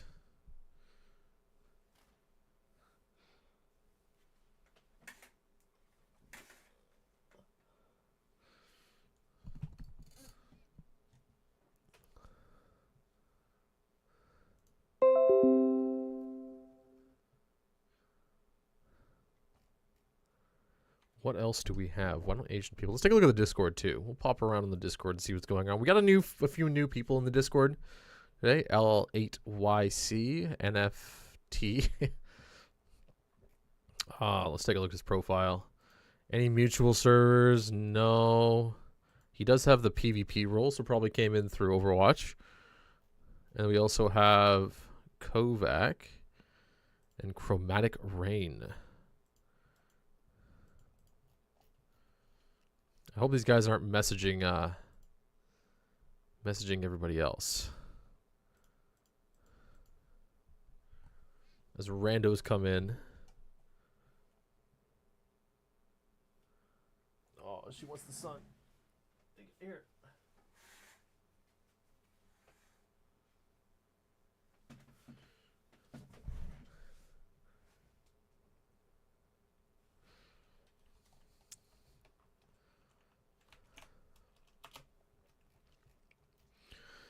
We'll check out the screenshot section. What are they talking about? It looks like, oh, Zippy is building out a auto sorter for the farm.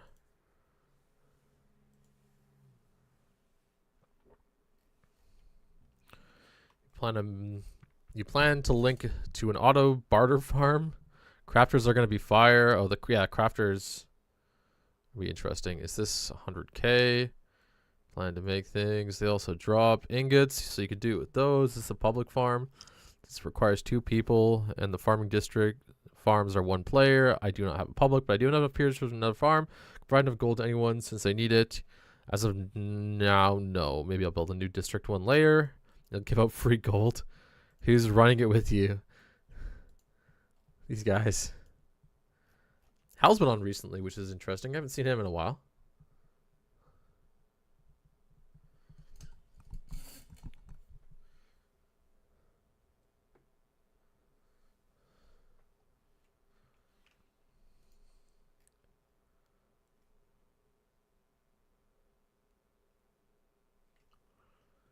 The ingenious design of the aluminum beverage can.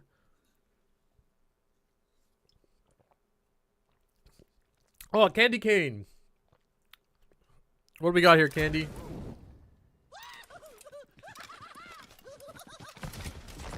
Junkrat play the game. Oh, spam from behind. I like it. Nade from the heavens. AFK Genji. He's a little... He gets trapped. What is going on here?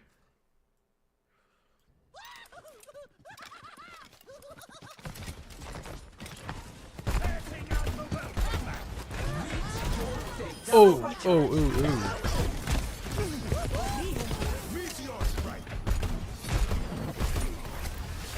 Wait, does he get trapped there or does he stand there? Hold on, where's the trap? Oh no, somebody else gets trapped. You threw it out here. This play the game is such a crazy mess. You get my thumbs up? And that's a spicy meatball.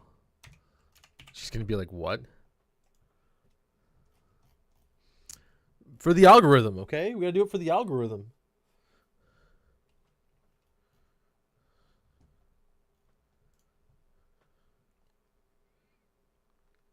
Do we watch Philip DeFranco? I'm scared. I'm always scared to watch Philip DeFranco.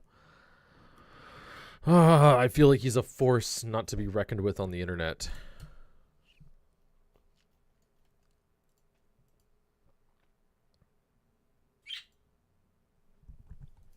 Oh, hey there. Hey there. Hey, birdie.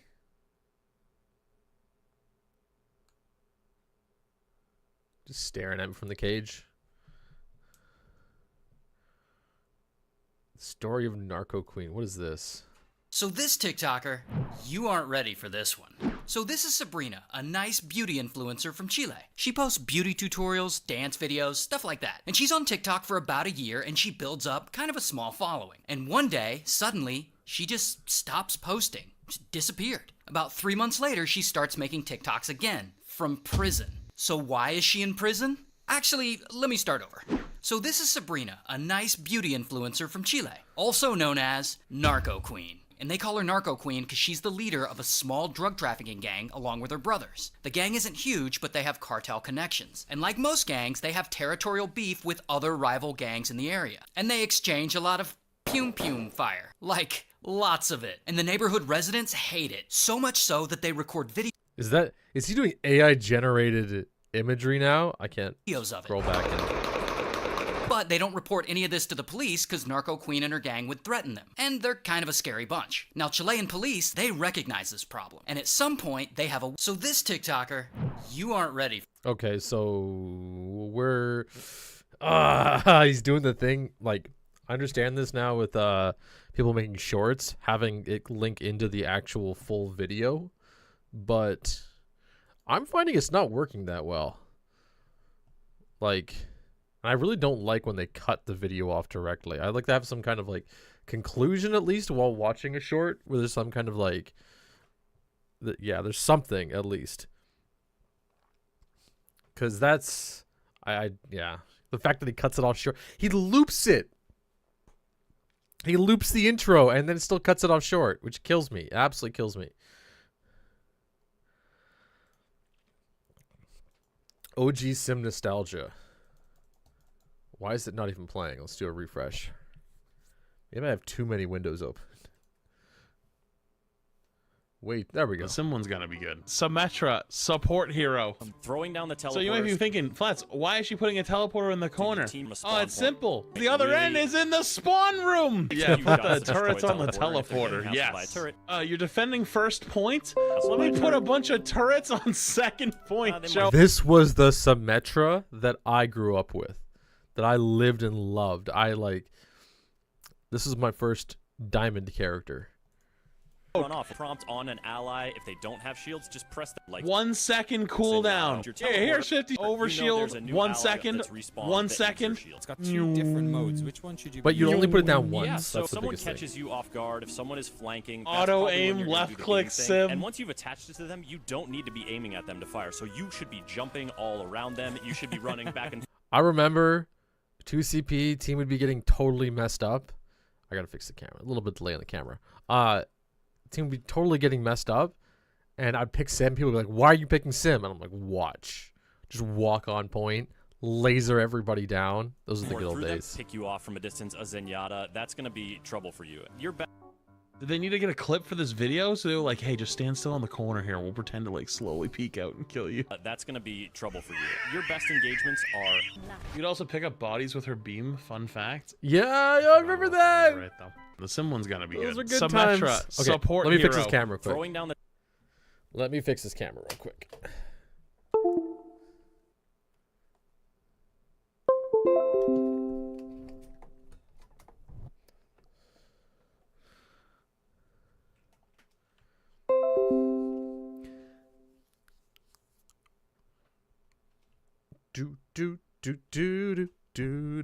Do.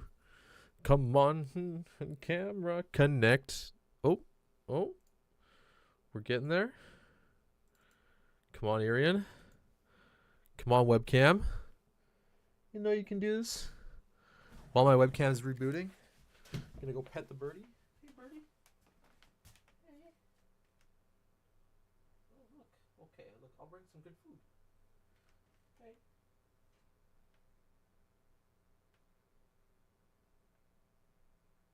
Want some?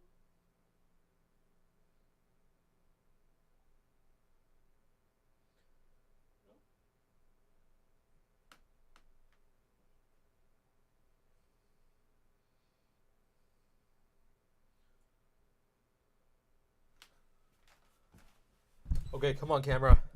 Why are you not rebooting? Please. Please, content.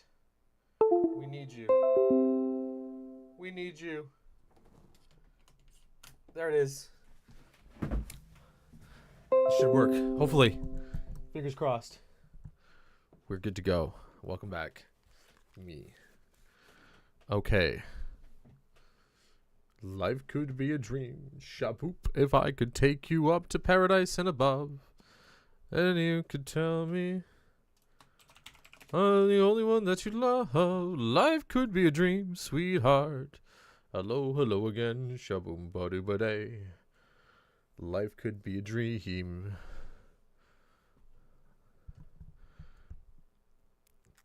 Destiny. Can you give me something that's not 10 hours to watch? This guy does like the longest form freaking content. Just chillin', kick or keep. I'm on Twitch. If I bring him up, live I can't do. I don't know if I can have him on or talk about him, or I don't know what the rules are on Twitch around that. Politics. And politics.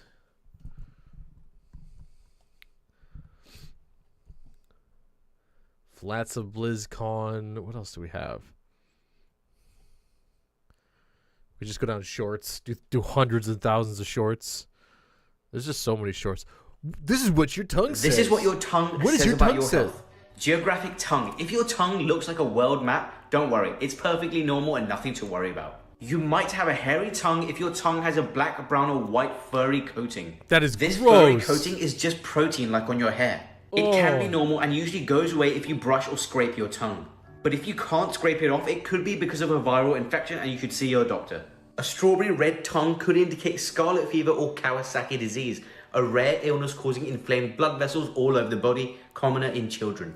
Fissured tongue. Again, this is normal, but make sure you brush your tongue to clear debris. Macroglossia, when your tongue is too big compared to the rest of your mouth. Infection, allergy, or hypothyroidism.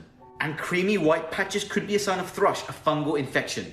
Now I'm all insecure about my tongue, guys. Now I'm really insecure.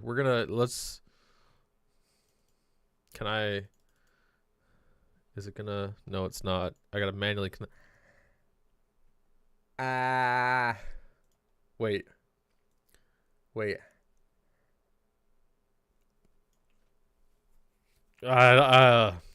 This is what your tongue says about your health.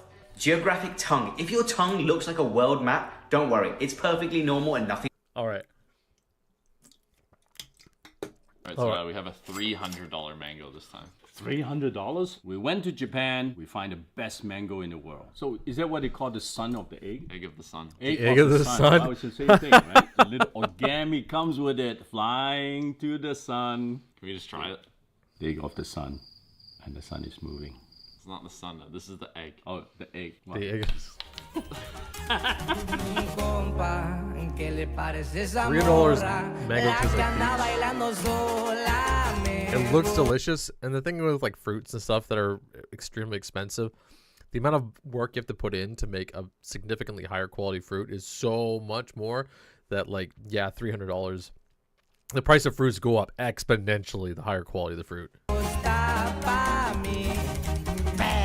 Oh my god, it's like so weird that it literally doesn't taste like a mango. It tastes like a peach, but the perfume is really there. Is it worth it? 100% worth it. This is very, very satisfying. wow. So now we have a $300 mango. He rarely ever says it's worth it. He rarely ever says it's worth it when it's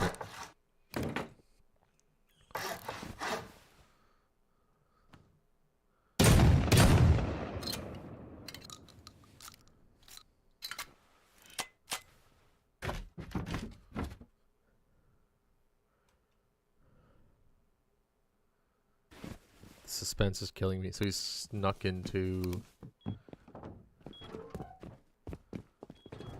Oh? Oh? He had AK and bolt on him. AK and bolt, chat. Motherfucker. This is like the longest short. I'm surprised it has 21k views. Unless these are like people that I just don't know about. Where's the tequila? Last time. Here, hold this. Where's the tequila? It's Mexican champagne. It's... Oh yeah. Cheers, Guillermo. Cheers. Mexican champagne. Yeah, it is. All right. I don't mess around. Cheers. Absolute beautiful Mexican That is champagne. tequila. That is Wowza.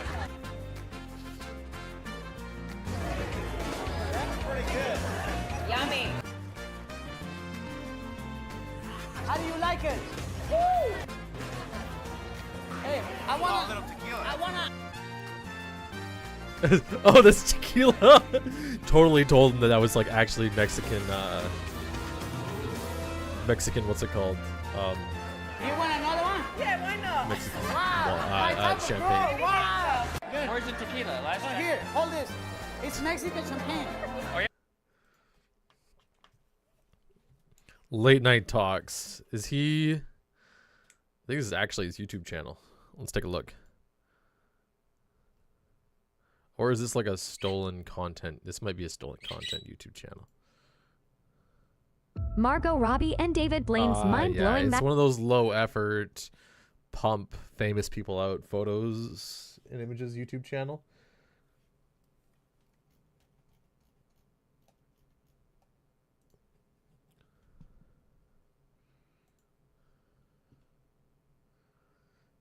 Man, my PC is really struggling. Let's take a look. What's going on here? Performance, CPU, GPU. Try not to scare my bird.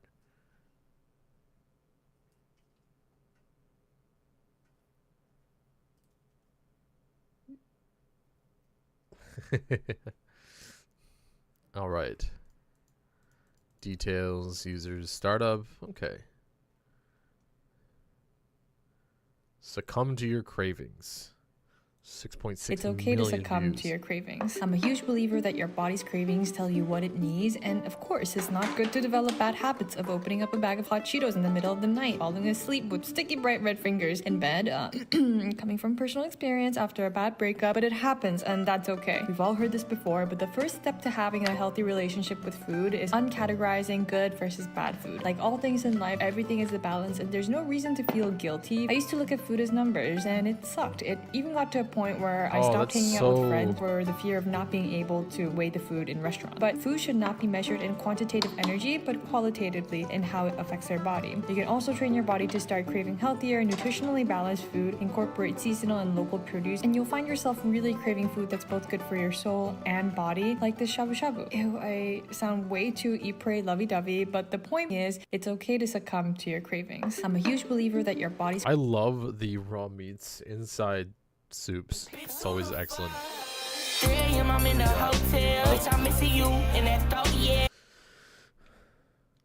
think it's freezing up because I'm running so much video right now. So many different setups.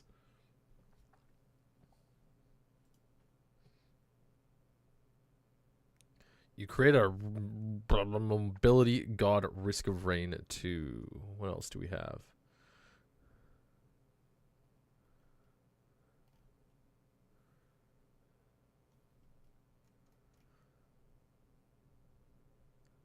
"39 minutes. I'm not gonna react to that. It's gonna take way too long. Daniel Radcliffe is the new Wolverine. Ooh, is that what's going on here? If he can get shredded, then absolutely. You've made a mistake. He's always been very lean, but while going completely feral in his underpants, you can see he's definitely gained some muscle. Why is he so ripped? Yeah, I'd rather not talk about it now. It's been a whole thing. This isn't the first time Daniel's been associated with Wolverine. Fans of yours online want you to play Wolverine. Have you heard this? I have heard this, but yeah, I think it's because they're like Wolverine in the comics is fairly short, so I think it's people going like, "Who's a short actor?" Him. Taron Egerton was. I think you'd make good Wolverine. The next Wolverine, and potentially he may make an appearance as Logan in Deadpool 3. Yeah. You gotta see the whole unhinged character. I think Daniel Radcliffe does a really good job with the unhinged characters. He's done a few of those before.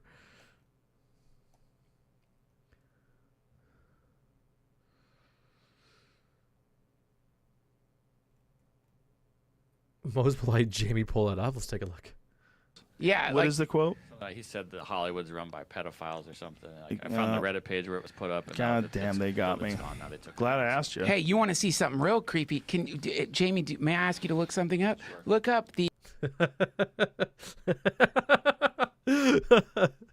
Most politely, Jamie, pull that up.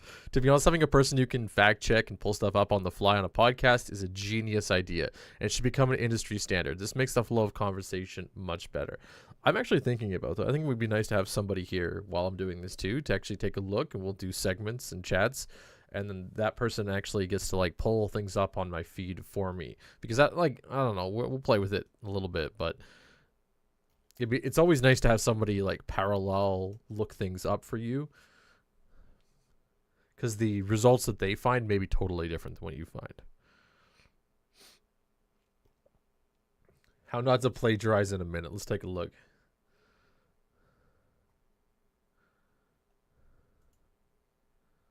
What's up YouTube, it's your boy Justin aka Justin the Humanist, and today we are going to show you how I personally avoid plagiarism.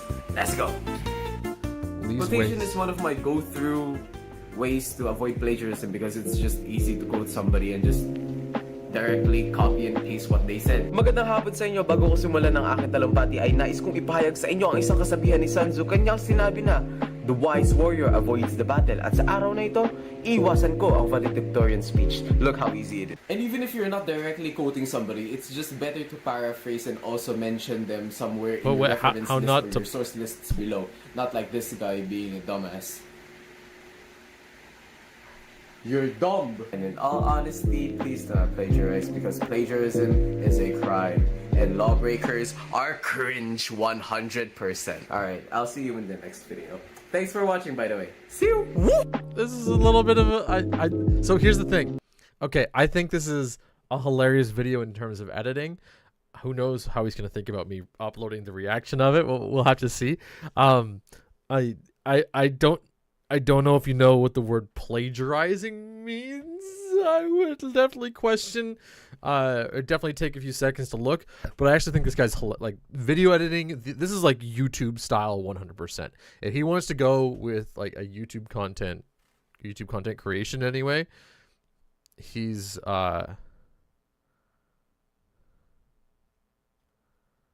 yeah, he's very YouTube style. He'll do well on YouTube. It's just. It's I don't know what to say. This is a bit of a weird video and how good of a quality video it was, but not amazing in terms of I don't know if its idea was well flushed out or not.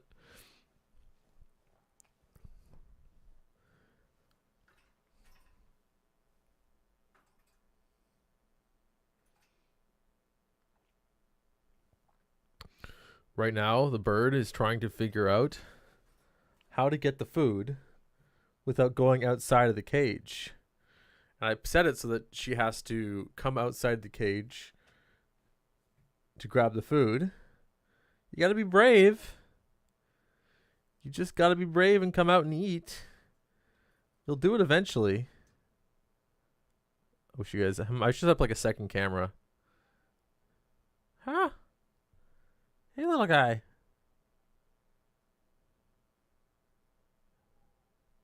Hey. What do you think? There's tons of food there. You can come outside and get it. Oh, too bad. Okay. How do you feel being a what? How do you feel about being called muscle mommy? I think there's only been one or two. Oh, is this not loading?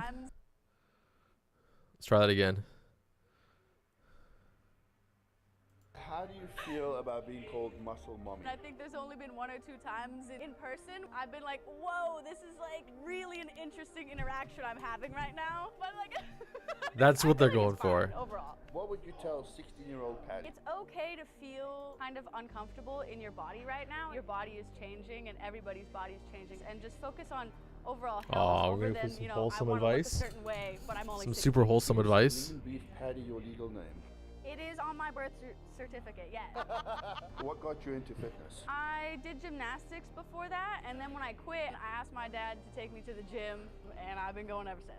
How do you feel about being called muscle mommy? I think there's only been 1 or 2 times in person. Very cute, I've very been like, wholesome. whoa, this is like really an interesting interaction. My Reaper has 42 damage, 3 deaths, 400 damage. Oh my god, he's I'm actually a plaid, sorry. Do not look at Chumpy's profile, guys. Do not look at Chumpy's profile.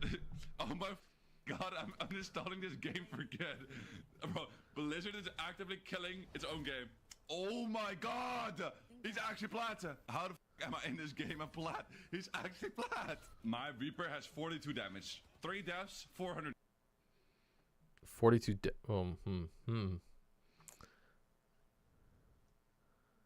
Oh, let's, you know.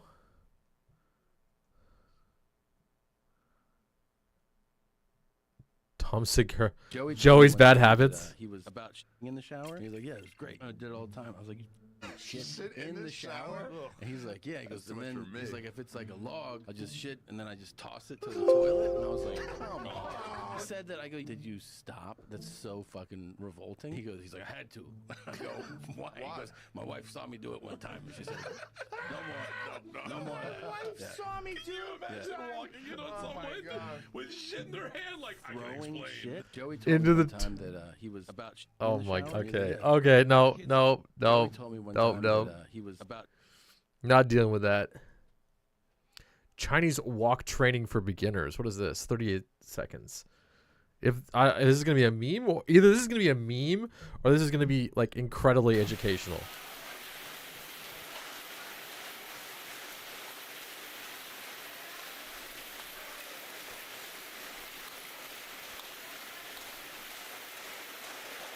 Are they?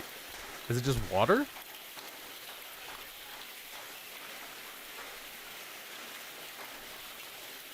Oh, you get the stuff in there. That's cool, I guess. I thought they were just like throwing around empty walks.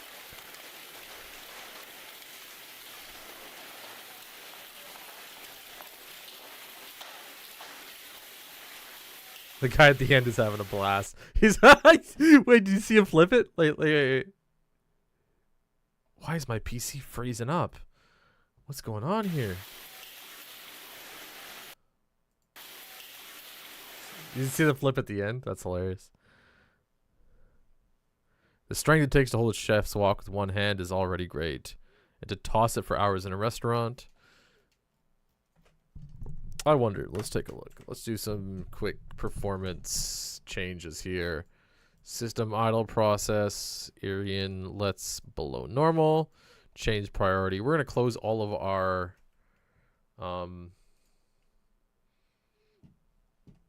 browser stuff because I think it's causing an issue right now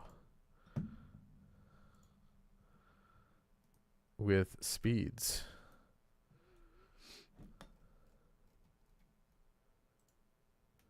What do we got? What's Ben say? So excited to see play the game Endoman for like the 20th time in the last 2 days. Yeah. Yeah. We could play a game for a bit, actually. A little bit. I don't mind swapping over to something. We've done a few articles, ripped over the news for today. Nothing major. It doesn't look like anything big is happening in the world at the moment. So, you know, we just eat a sandwich together, huh? Throw some music on. One sec, where is it? Let's get you back up and running.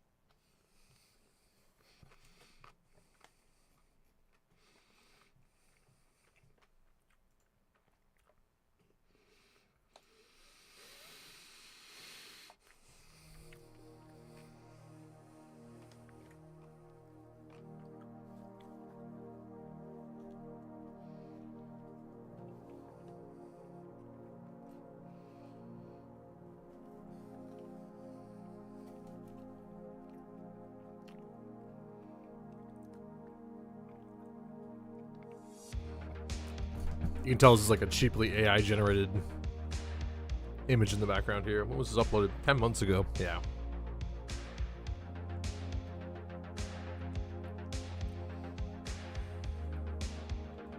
In the early days of AI generation.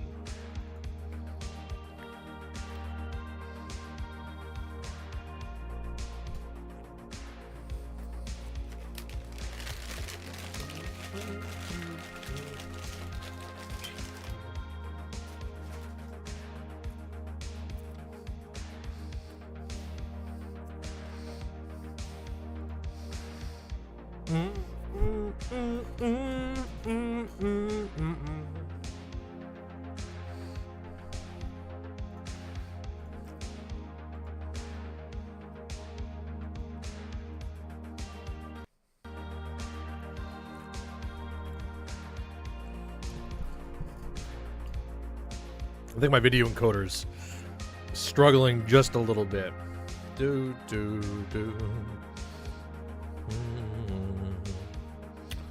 Runway. Apps.runway.ml. Let's take a peek. 113 seconds left. Ooh. What? What's going on with the encoding? I feel like I'm not getting like optimal performance out of my video encoder.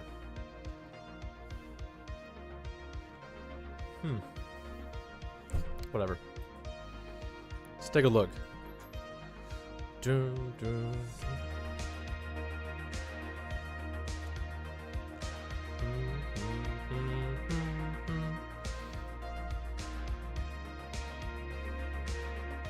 Let's do this.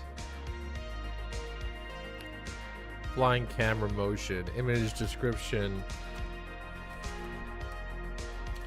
Fly through you through Minecraft worlds.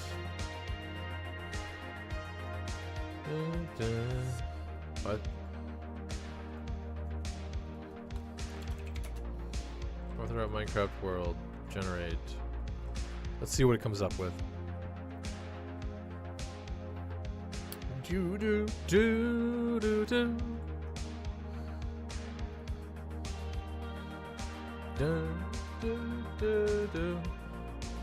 See, what are my credits? $10 for 1,000? Okay, it's not bad.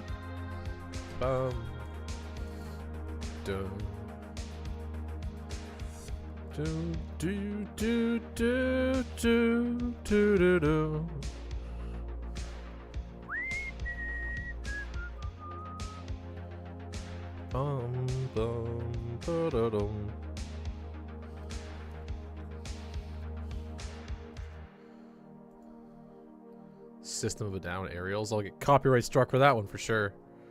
Open that up. The Strange History of 2B2T's Spawn Aquarium.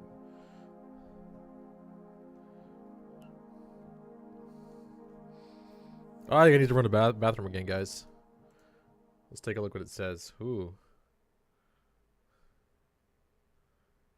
That's really interesting. Just disappears. Starting soon.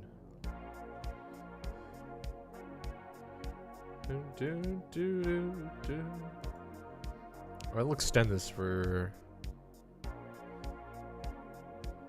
4 seconds. Okay, I'll be back in a second, guys. BRB.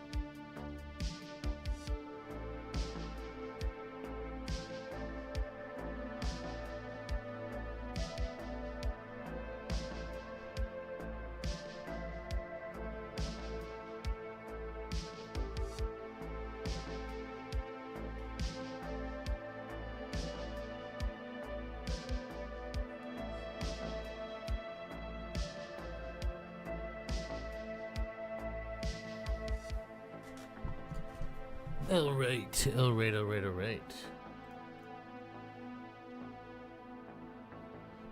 Ben is messaging me right now. He wants me to make some changes. I can do that. I can do that real quick.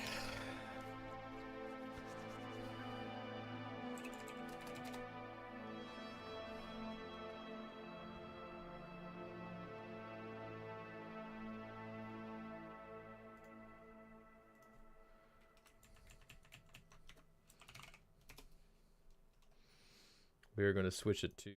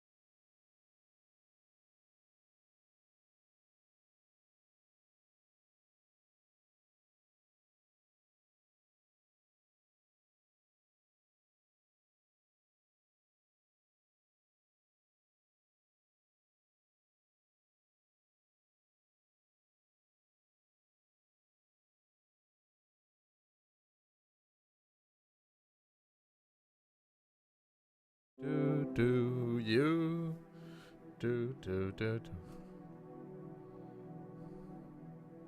So we can loop this actually. I wonder, I can probably open up DaVinci without, not device manager.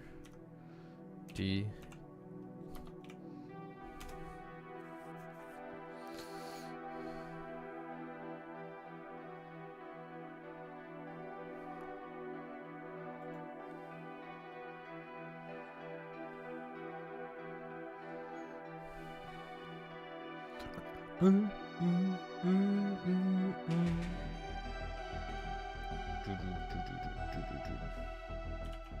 Is DaVinci just not opening?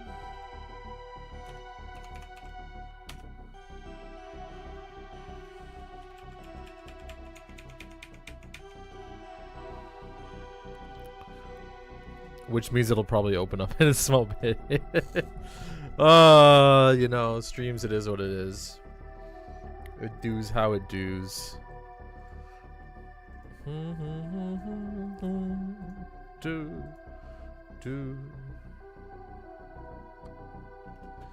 I hope it's not booting right now. It probably is.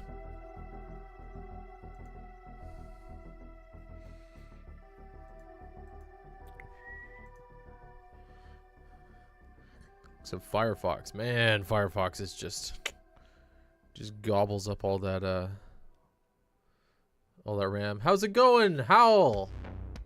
How you doing, man? You heard that the company's quite lethal? Oh yeah, you like the lethal company in the background? How you doing, man? How's your day been? What have you been up to? Been a while. Let me guess, you're probably 30 by now. Have had multiple kids. You just got back from Europe. Cool, man. How was that trip? Where'd you go? What did you do? What did you see? as you can see, we have upgraded the stream, upgraded the whole setup, upgraded everything.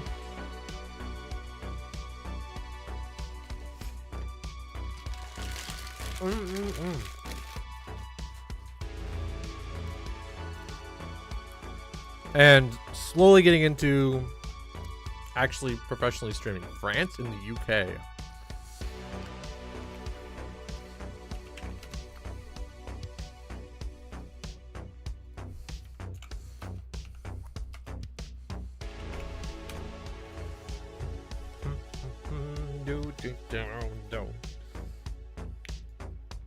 France in the UK. I have no idea where that would be. Wait.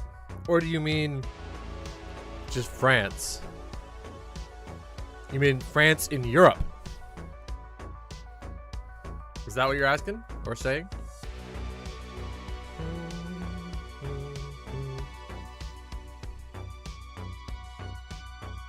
Both France and the UK. Ah, not in the UK.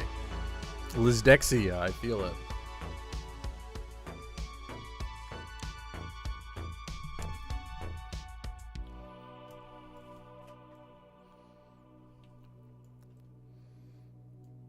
I have not been here ever in my life.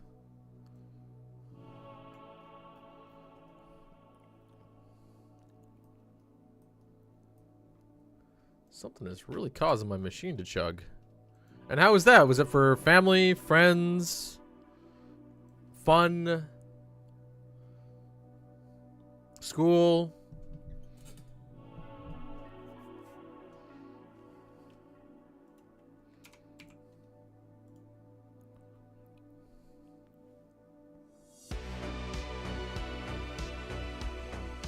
Mostly family, or you met some of your online friend in person in Europe? Oh, cool, dude. Cool, cool. It's always interesting meeting people IRL. I haven't done much of that with this community.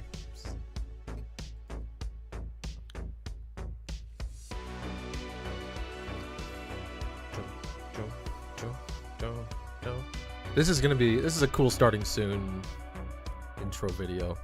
I think this is gonna be nice for the video game style. I might have to do some like small bits of editing in this, but I love it. Things shift away.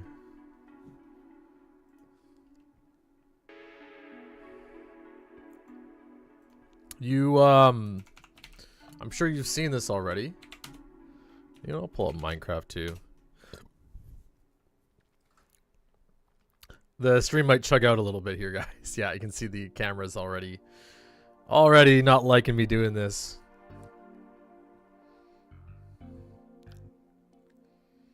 But I've added in a creative server for you guys to play around with.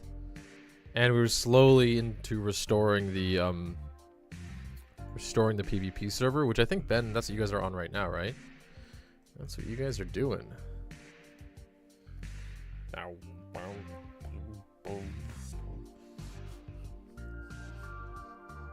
And if you're ever just interested in the changes, top and bottom, I now have RSS feeds to different news setups. So if you see anything that you're interested in down below, you can actually just be like, hey, Sulack, let's go take a look at it, and I'll pull it up on screen. We'll pull the article up, and we'll actually take a look at whatever we're doing here.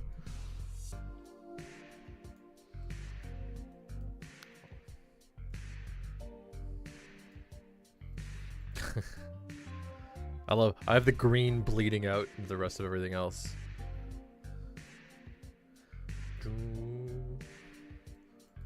I haven't even taken a look at this structure yet. We'll go pop in and see what it shows.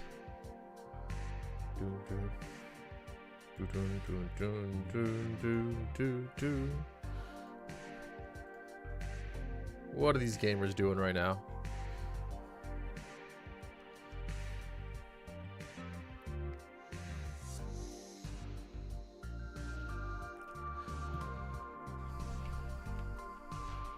These guys are over in Scrub Fights. Yeah.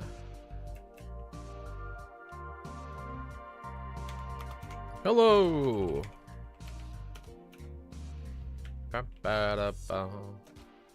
Where is he? Is he TP? Oh, there's Ben. What's going on, Ben?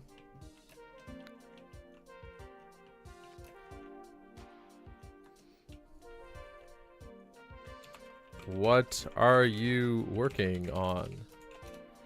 You've been working with laser tag with command blocks?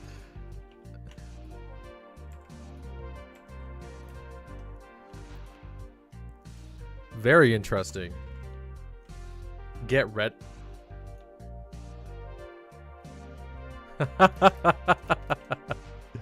Oh, this is cool. Okay. 1 second here. Blue team stand on plate on blue team. Red team stand on plate to be red team. Ben, you should learn how to actually make plugins. Reset your team.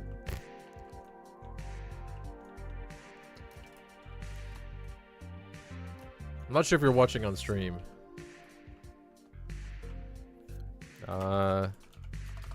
You should learn how to write plugins.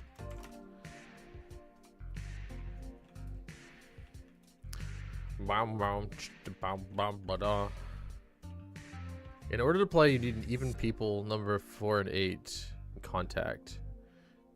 Ben. Map made by Howl. Oh yeah, this is okay. You will turn into a plugin eventually. 1 sec. Are you watching stream? Or should I reply here?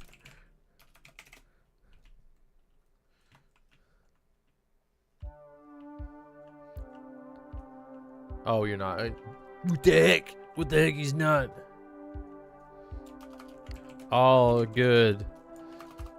Yeah, if you want to test plugins, I can give you back end access to a test server if you like.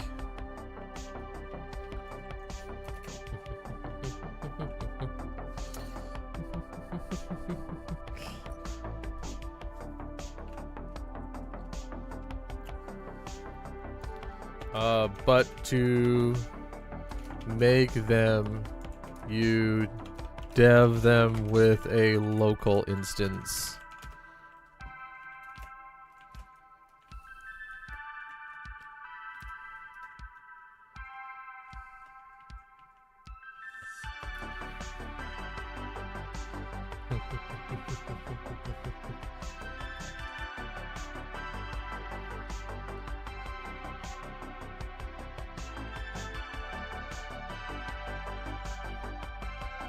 I think his music might be a little too loud, guys. Hold on 1 sec.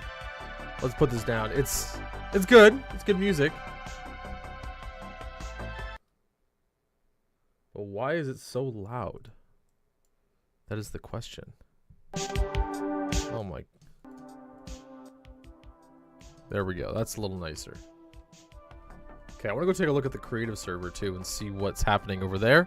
Because obviously something's happening, but I'm not really sure what. Server.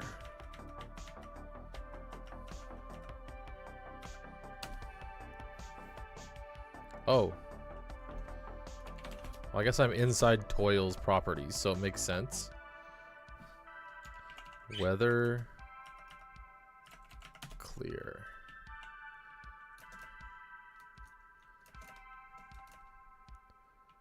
What is he building? Like a giant floating island?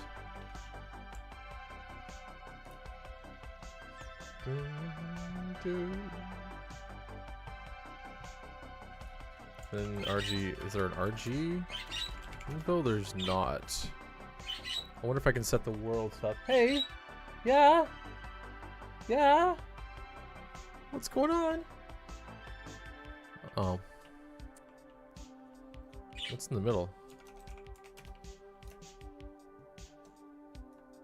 Looks like you're gonna build a tree or something. Surrounded by gold. Maybe for water, I would be my guess.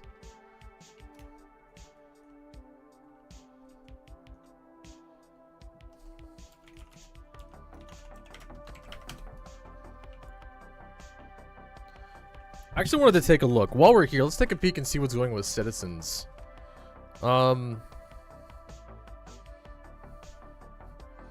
Citizens plugin.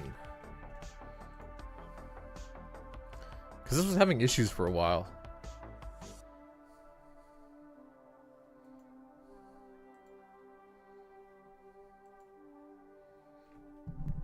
That's weird. I shouldn't have to log in. Latest release file. That's not going to be it. Move site. Click for latest. We're leaving. Okay, click here. I must be logged in. Okay, let's see if we can get a login going.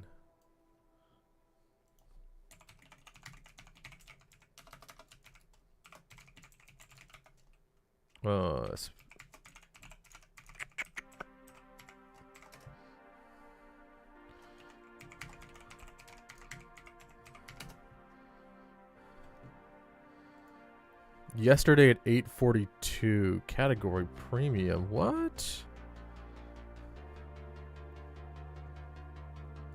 Okay, we're gonna give this a try. Scan desktop 4. Desktop What the 1. heck? Turn off narrator. Go Exiting away, narrator. Exiting narrator. Narrator narrates all. Narrator narrates chat. Narrator narrates. Narrator narrates and narrates and narrates. And narrates and narrates. Let's swap this over to the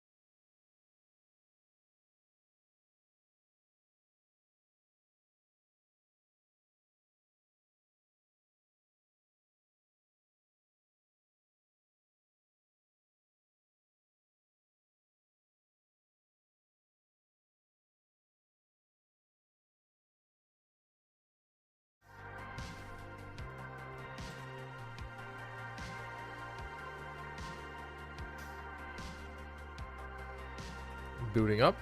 Booting up, booting up, booting up. Booty up.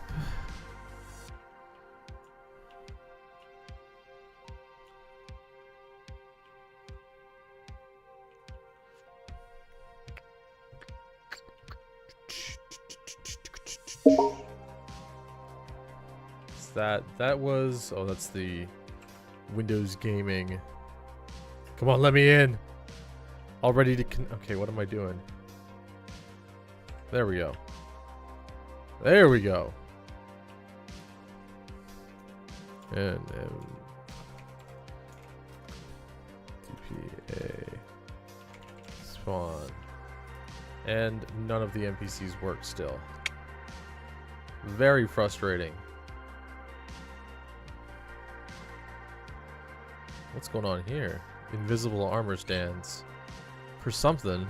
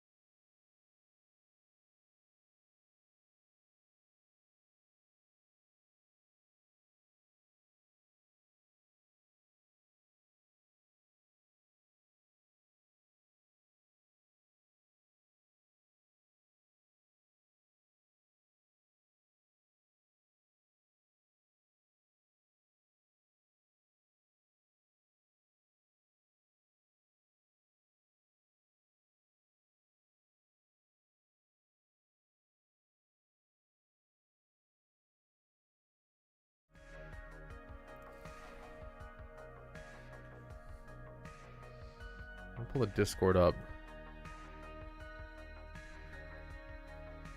Where is their Discord? It is citizens, custom items, multiverse, Denzin, Discord SRV, Denzin and citizens. There's an error here that I'm just gonna pull. I don't really care too much.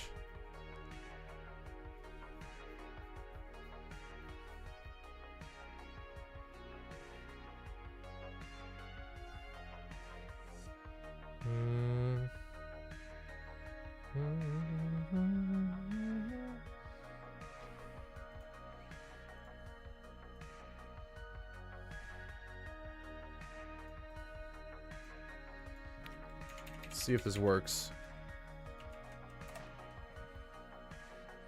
Not compatible with Minecraft.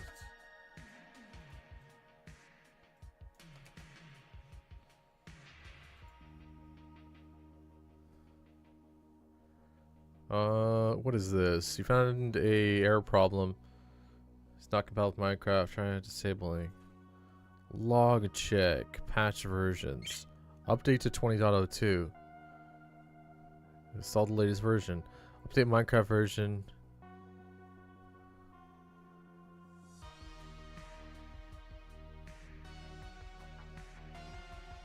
That's really weird.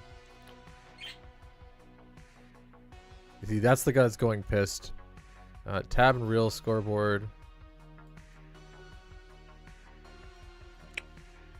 I am updated. I don't know why this is not.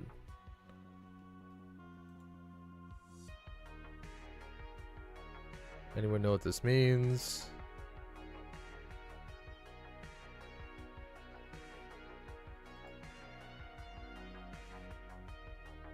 All plugins. Rain required.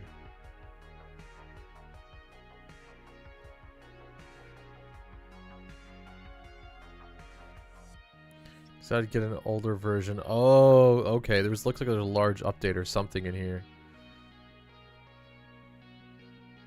One second, guys. Just need to feed the bird. Hey.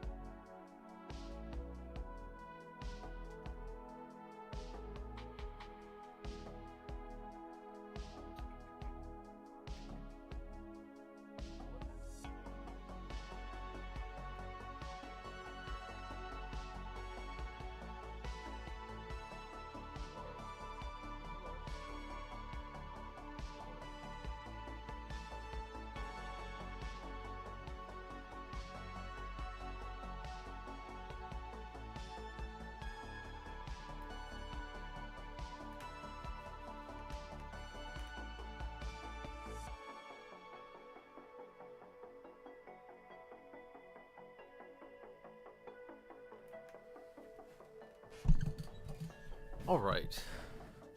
All right, all right.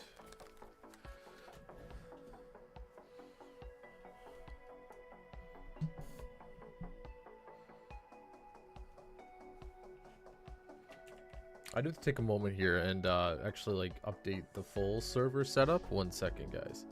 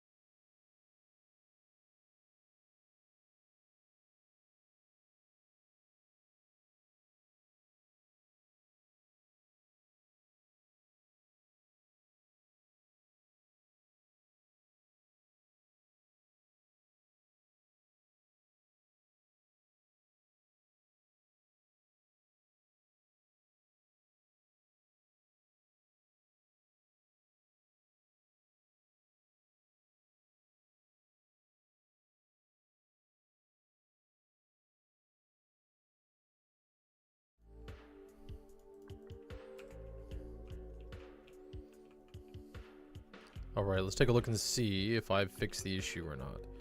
Because in theory, hopefully, this allows me to get back onto the server and actually have NPCs again.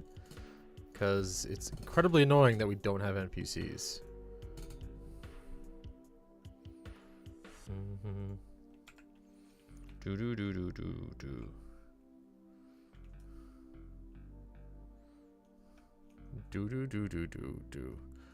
Hey! NPCs have returned. Hey, we're celebrating! Woo! Woo!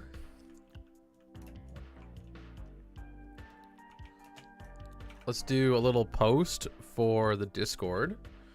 Chat GPT. Please make a post with emojis for our Discord saying the NPC plugin Citizens is working again. A recent update made some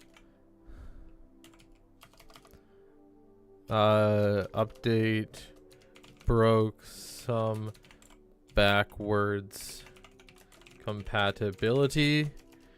Take a peek online to see if there is anything you can add to the post about it.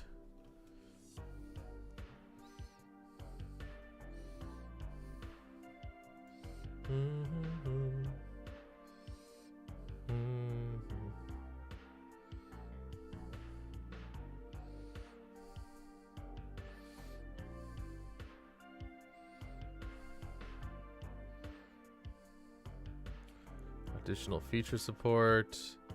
An update to 1.19.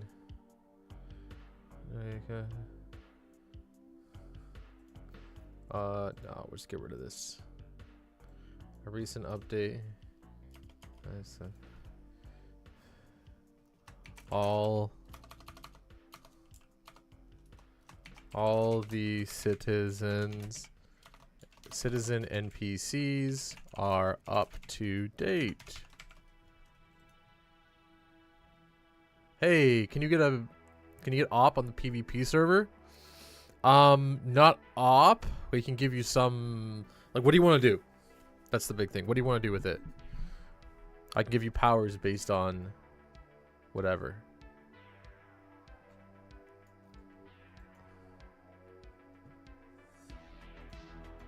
Commands mostly. Help with the command blocks. All right, get Ben in here, and I'll give you guys some power, some rules.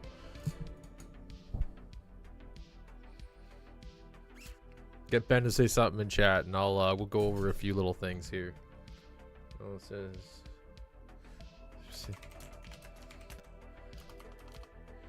You can trade your.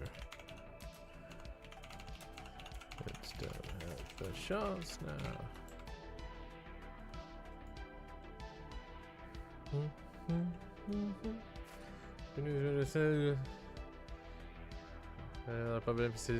Ready to trade, explore, enjoy our adventures. That's what I wanted. We'll go to the Discord, and we have to go to latest updates.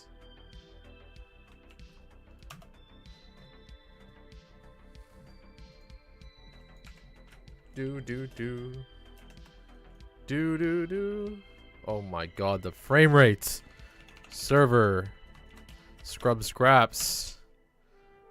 Oh jeez.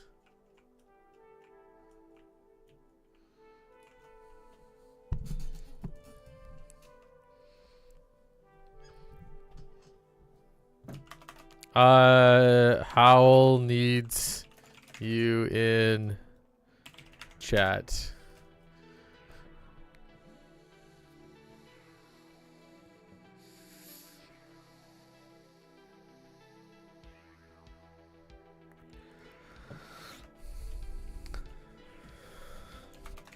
I need you in my stream to show you.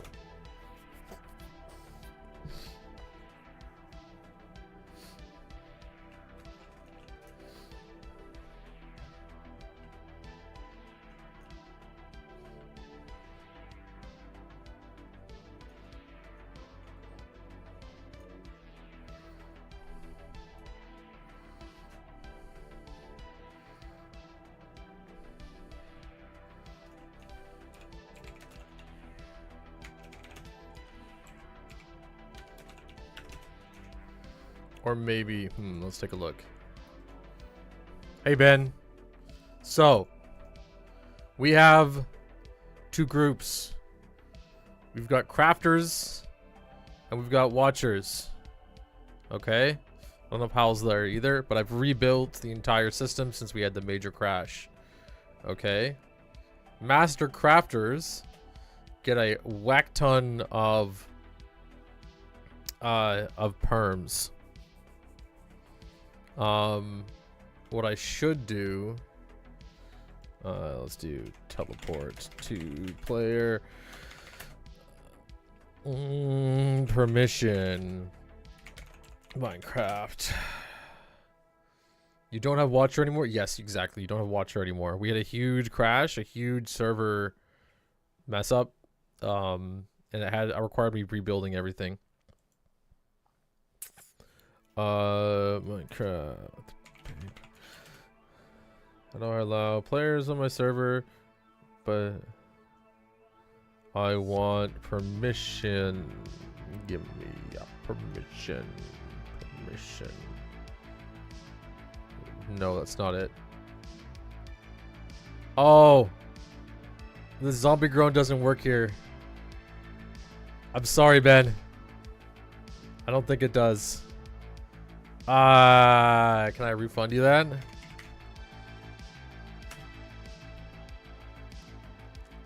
That stuff only works on my gaming view, okay? We will reintegrate this so that it is able to, so that it does, make things a little easier.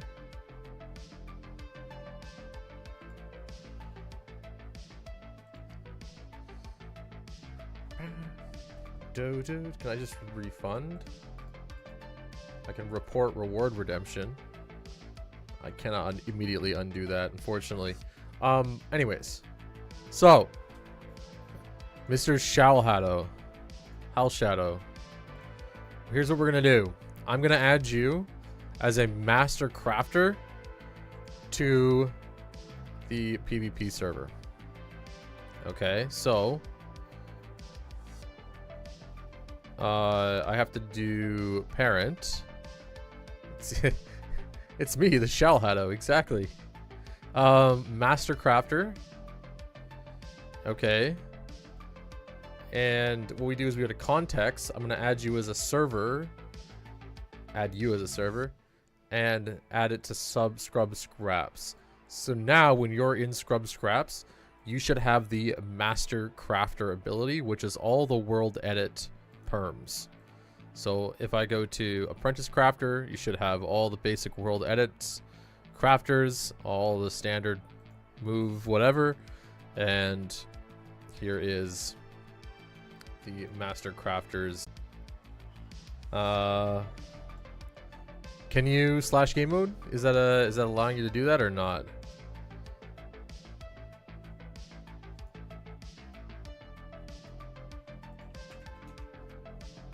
You gave him a block to go in creative. He should be able to do it himself. Doesn't let you. Okay. Let me try this again. Spigot permission node. Spigot permissions. This is what we're looking at here. So Spigot permissions. Do. For reference of bucket commands, that's what I need. Control F. Oh, game mode. Game mode. Default game mode. Game rule. Game mode. Minecraft command.game mode. So we're gonna give this to Master Crafters, and Master Crafters will have the ability to then switch game modes. Okay, give that a try. Wait, did that work? Yeah, Minecraft command.game mode.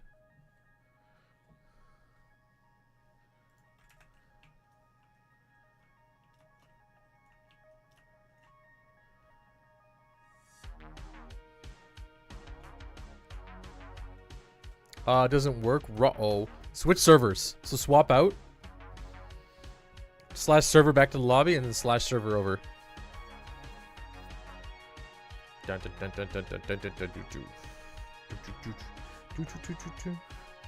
So Ben, here, I'm going to give you something cool to show you. If you go into press RG info and you go into flags for a region and you go to the very, very end, you should see command on entry and command on exit. These are what you can use instead of command blocks. Right, console command on entry, console. So command is commands are the player commands. Console commands are like if you're an admin command. Still doesn't work?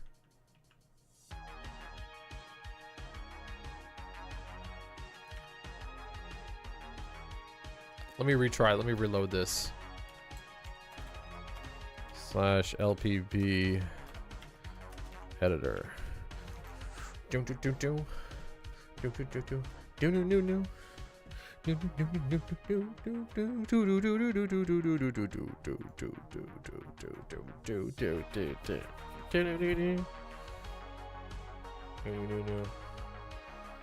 Minecraft, that might be it.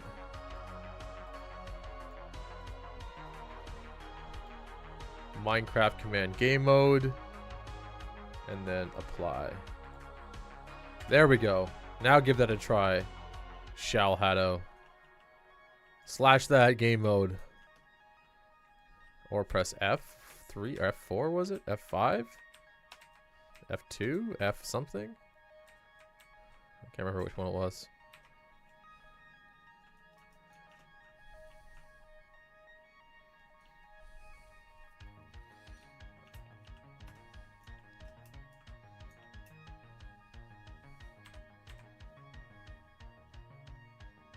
Nothing? Nothing.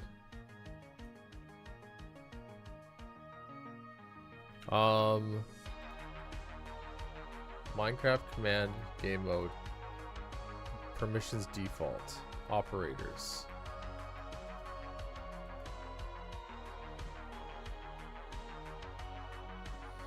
Minecraft command game mode. Yeah, watcher. I'll just give you the perm. We'll do a manual. We'll do a manual override. Minecraft command.game mode. Context. Add. Server. Scrub scraps. Add. Apply. I manually gave you it.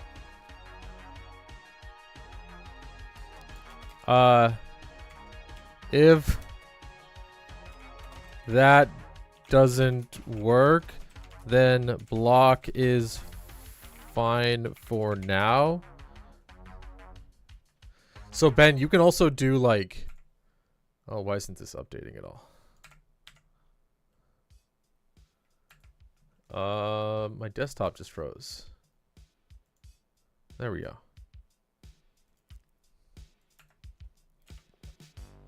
If you want like an admin area, Ben, you can set a region and then actually like add owners only to the region.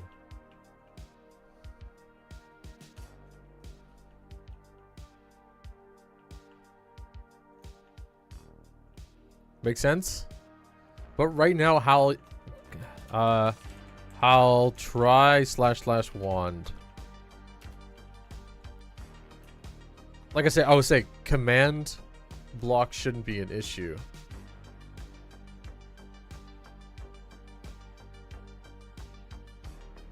Is it is it saying anything at all? The response, I need to know what it's saying. I need to know what it's saying to help. Because we gotta work together on this, or are you in the right mode? You should have permissions everywhere.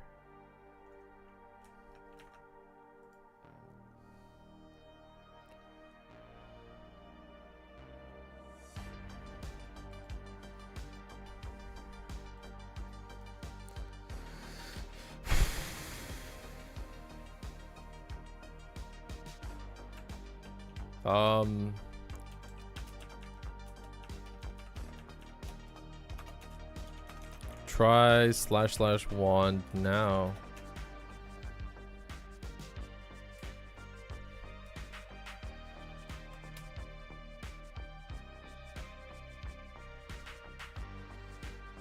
I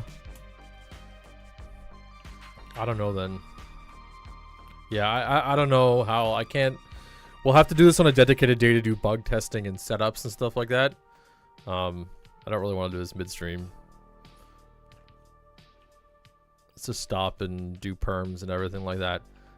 So yeah, like, yeah, we'll have to do this off stream sometime. But you can still edit, right? Ben can still give you powers. Like, I think command block should be enabled. But like I say, I know there's going to be a lot of ideas and things for me to do here, but I have no idea why it's not working. It should be working. You guys can even see here. Scrub scraps, group, master crafters, craft, master crafters, command, game mode. There's, like, I don't know why it's not working. So. But he should be able to still edit stuff for now, at least. I just don't want to spend an hour trying to bug fix something. When I'm doing Minecraft stuff, and when I'm, well, we can do Minecraft stuff, but I'm not doing, like I said, I'm not doing tech support right now on things, unfortunately. Even though it's on my own systems, it's still a lot of work. I don't know why. I have no idea why it's not working. And yeah. But you can still give him creative power and everything, right, Ben? Like, it still works for you? Like,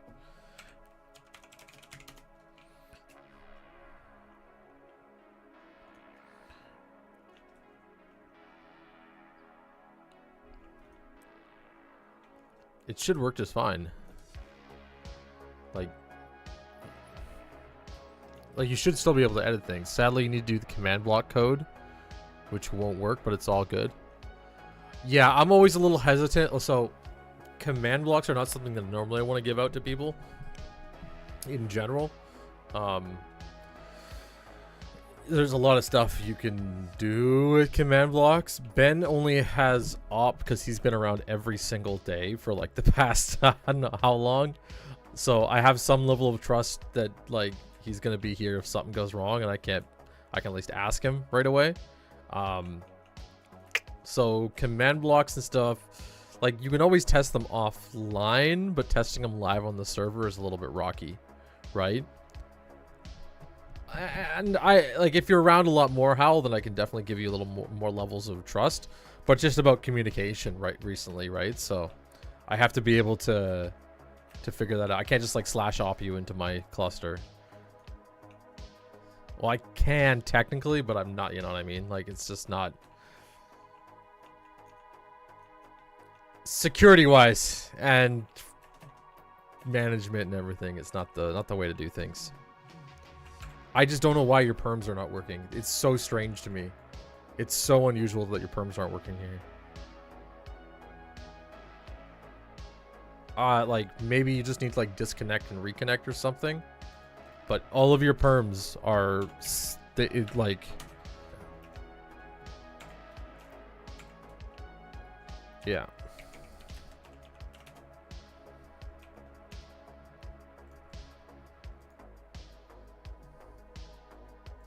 Tracks, user, Hal Shadow. Yep, Minecraft command. You even have Minecraft command game mode, which I'm just gonna remove.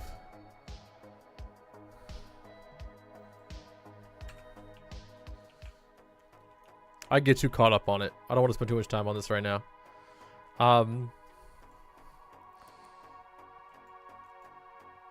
What we're gonna do too is we'll take another quick peek into Google News, see if there's anything else that's happened today at all. And if not, I'm gonna kill the stream here for now, just to say is what it is, how it is. Today is what it is. Nothing new or crazy. Alberta, Diplomatic Clash, Israel, Gaza, XQC stuff. Man, boring day on the internet today, guys. All right, well, actually, yeah, no, I'm gonna kill it right here. Well, we're gonna end the stream right here. Thank you guys for coming out for what it is. Of course, Hal, if you haven't checked it out, we have a new Sulack Streams channel where I upload all the news and video and every little bit of content that I run through here today. I'll pull it up. So if you're curious and want to kind of update yourself on what we've been doing, you can check it out right here, Sulack Streams.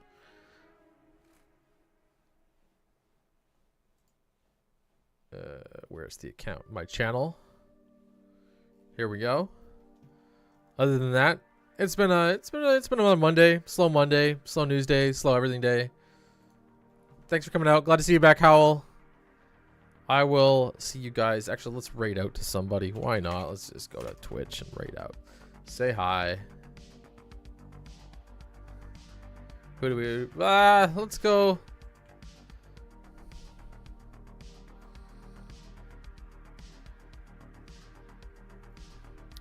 Let's go raid out to Molly. We'll say hi. All right, guys.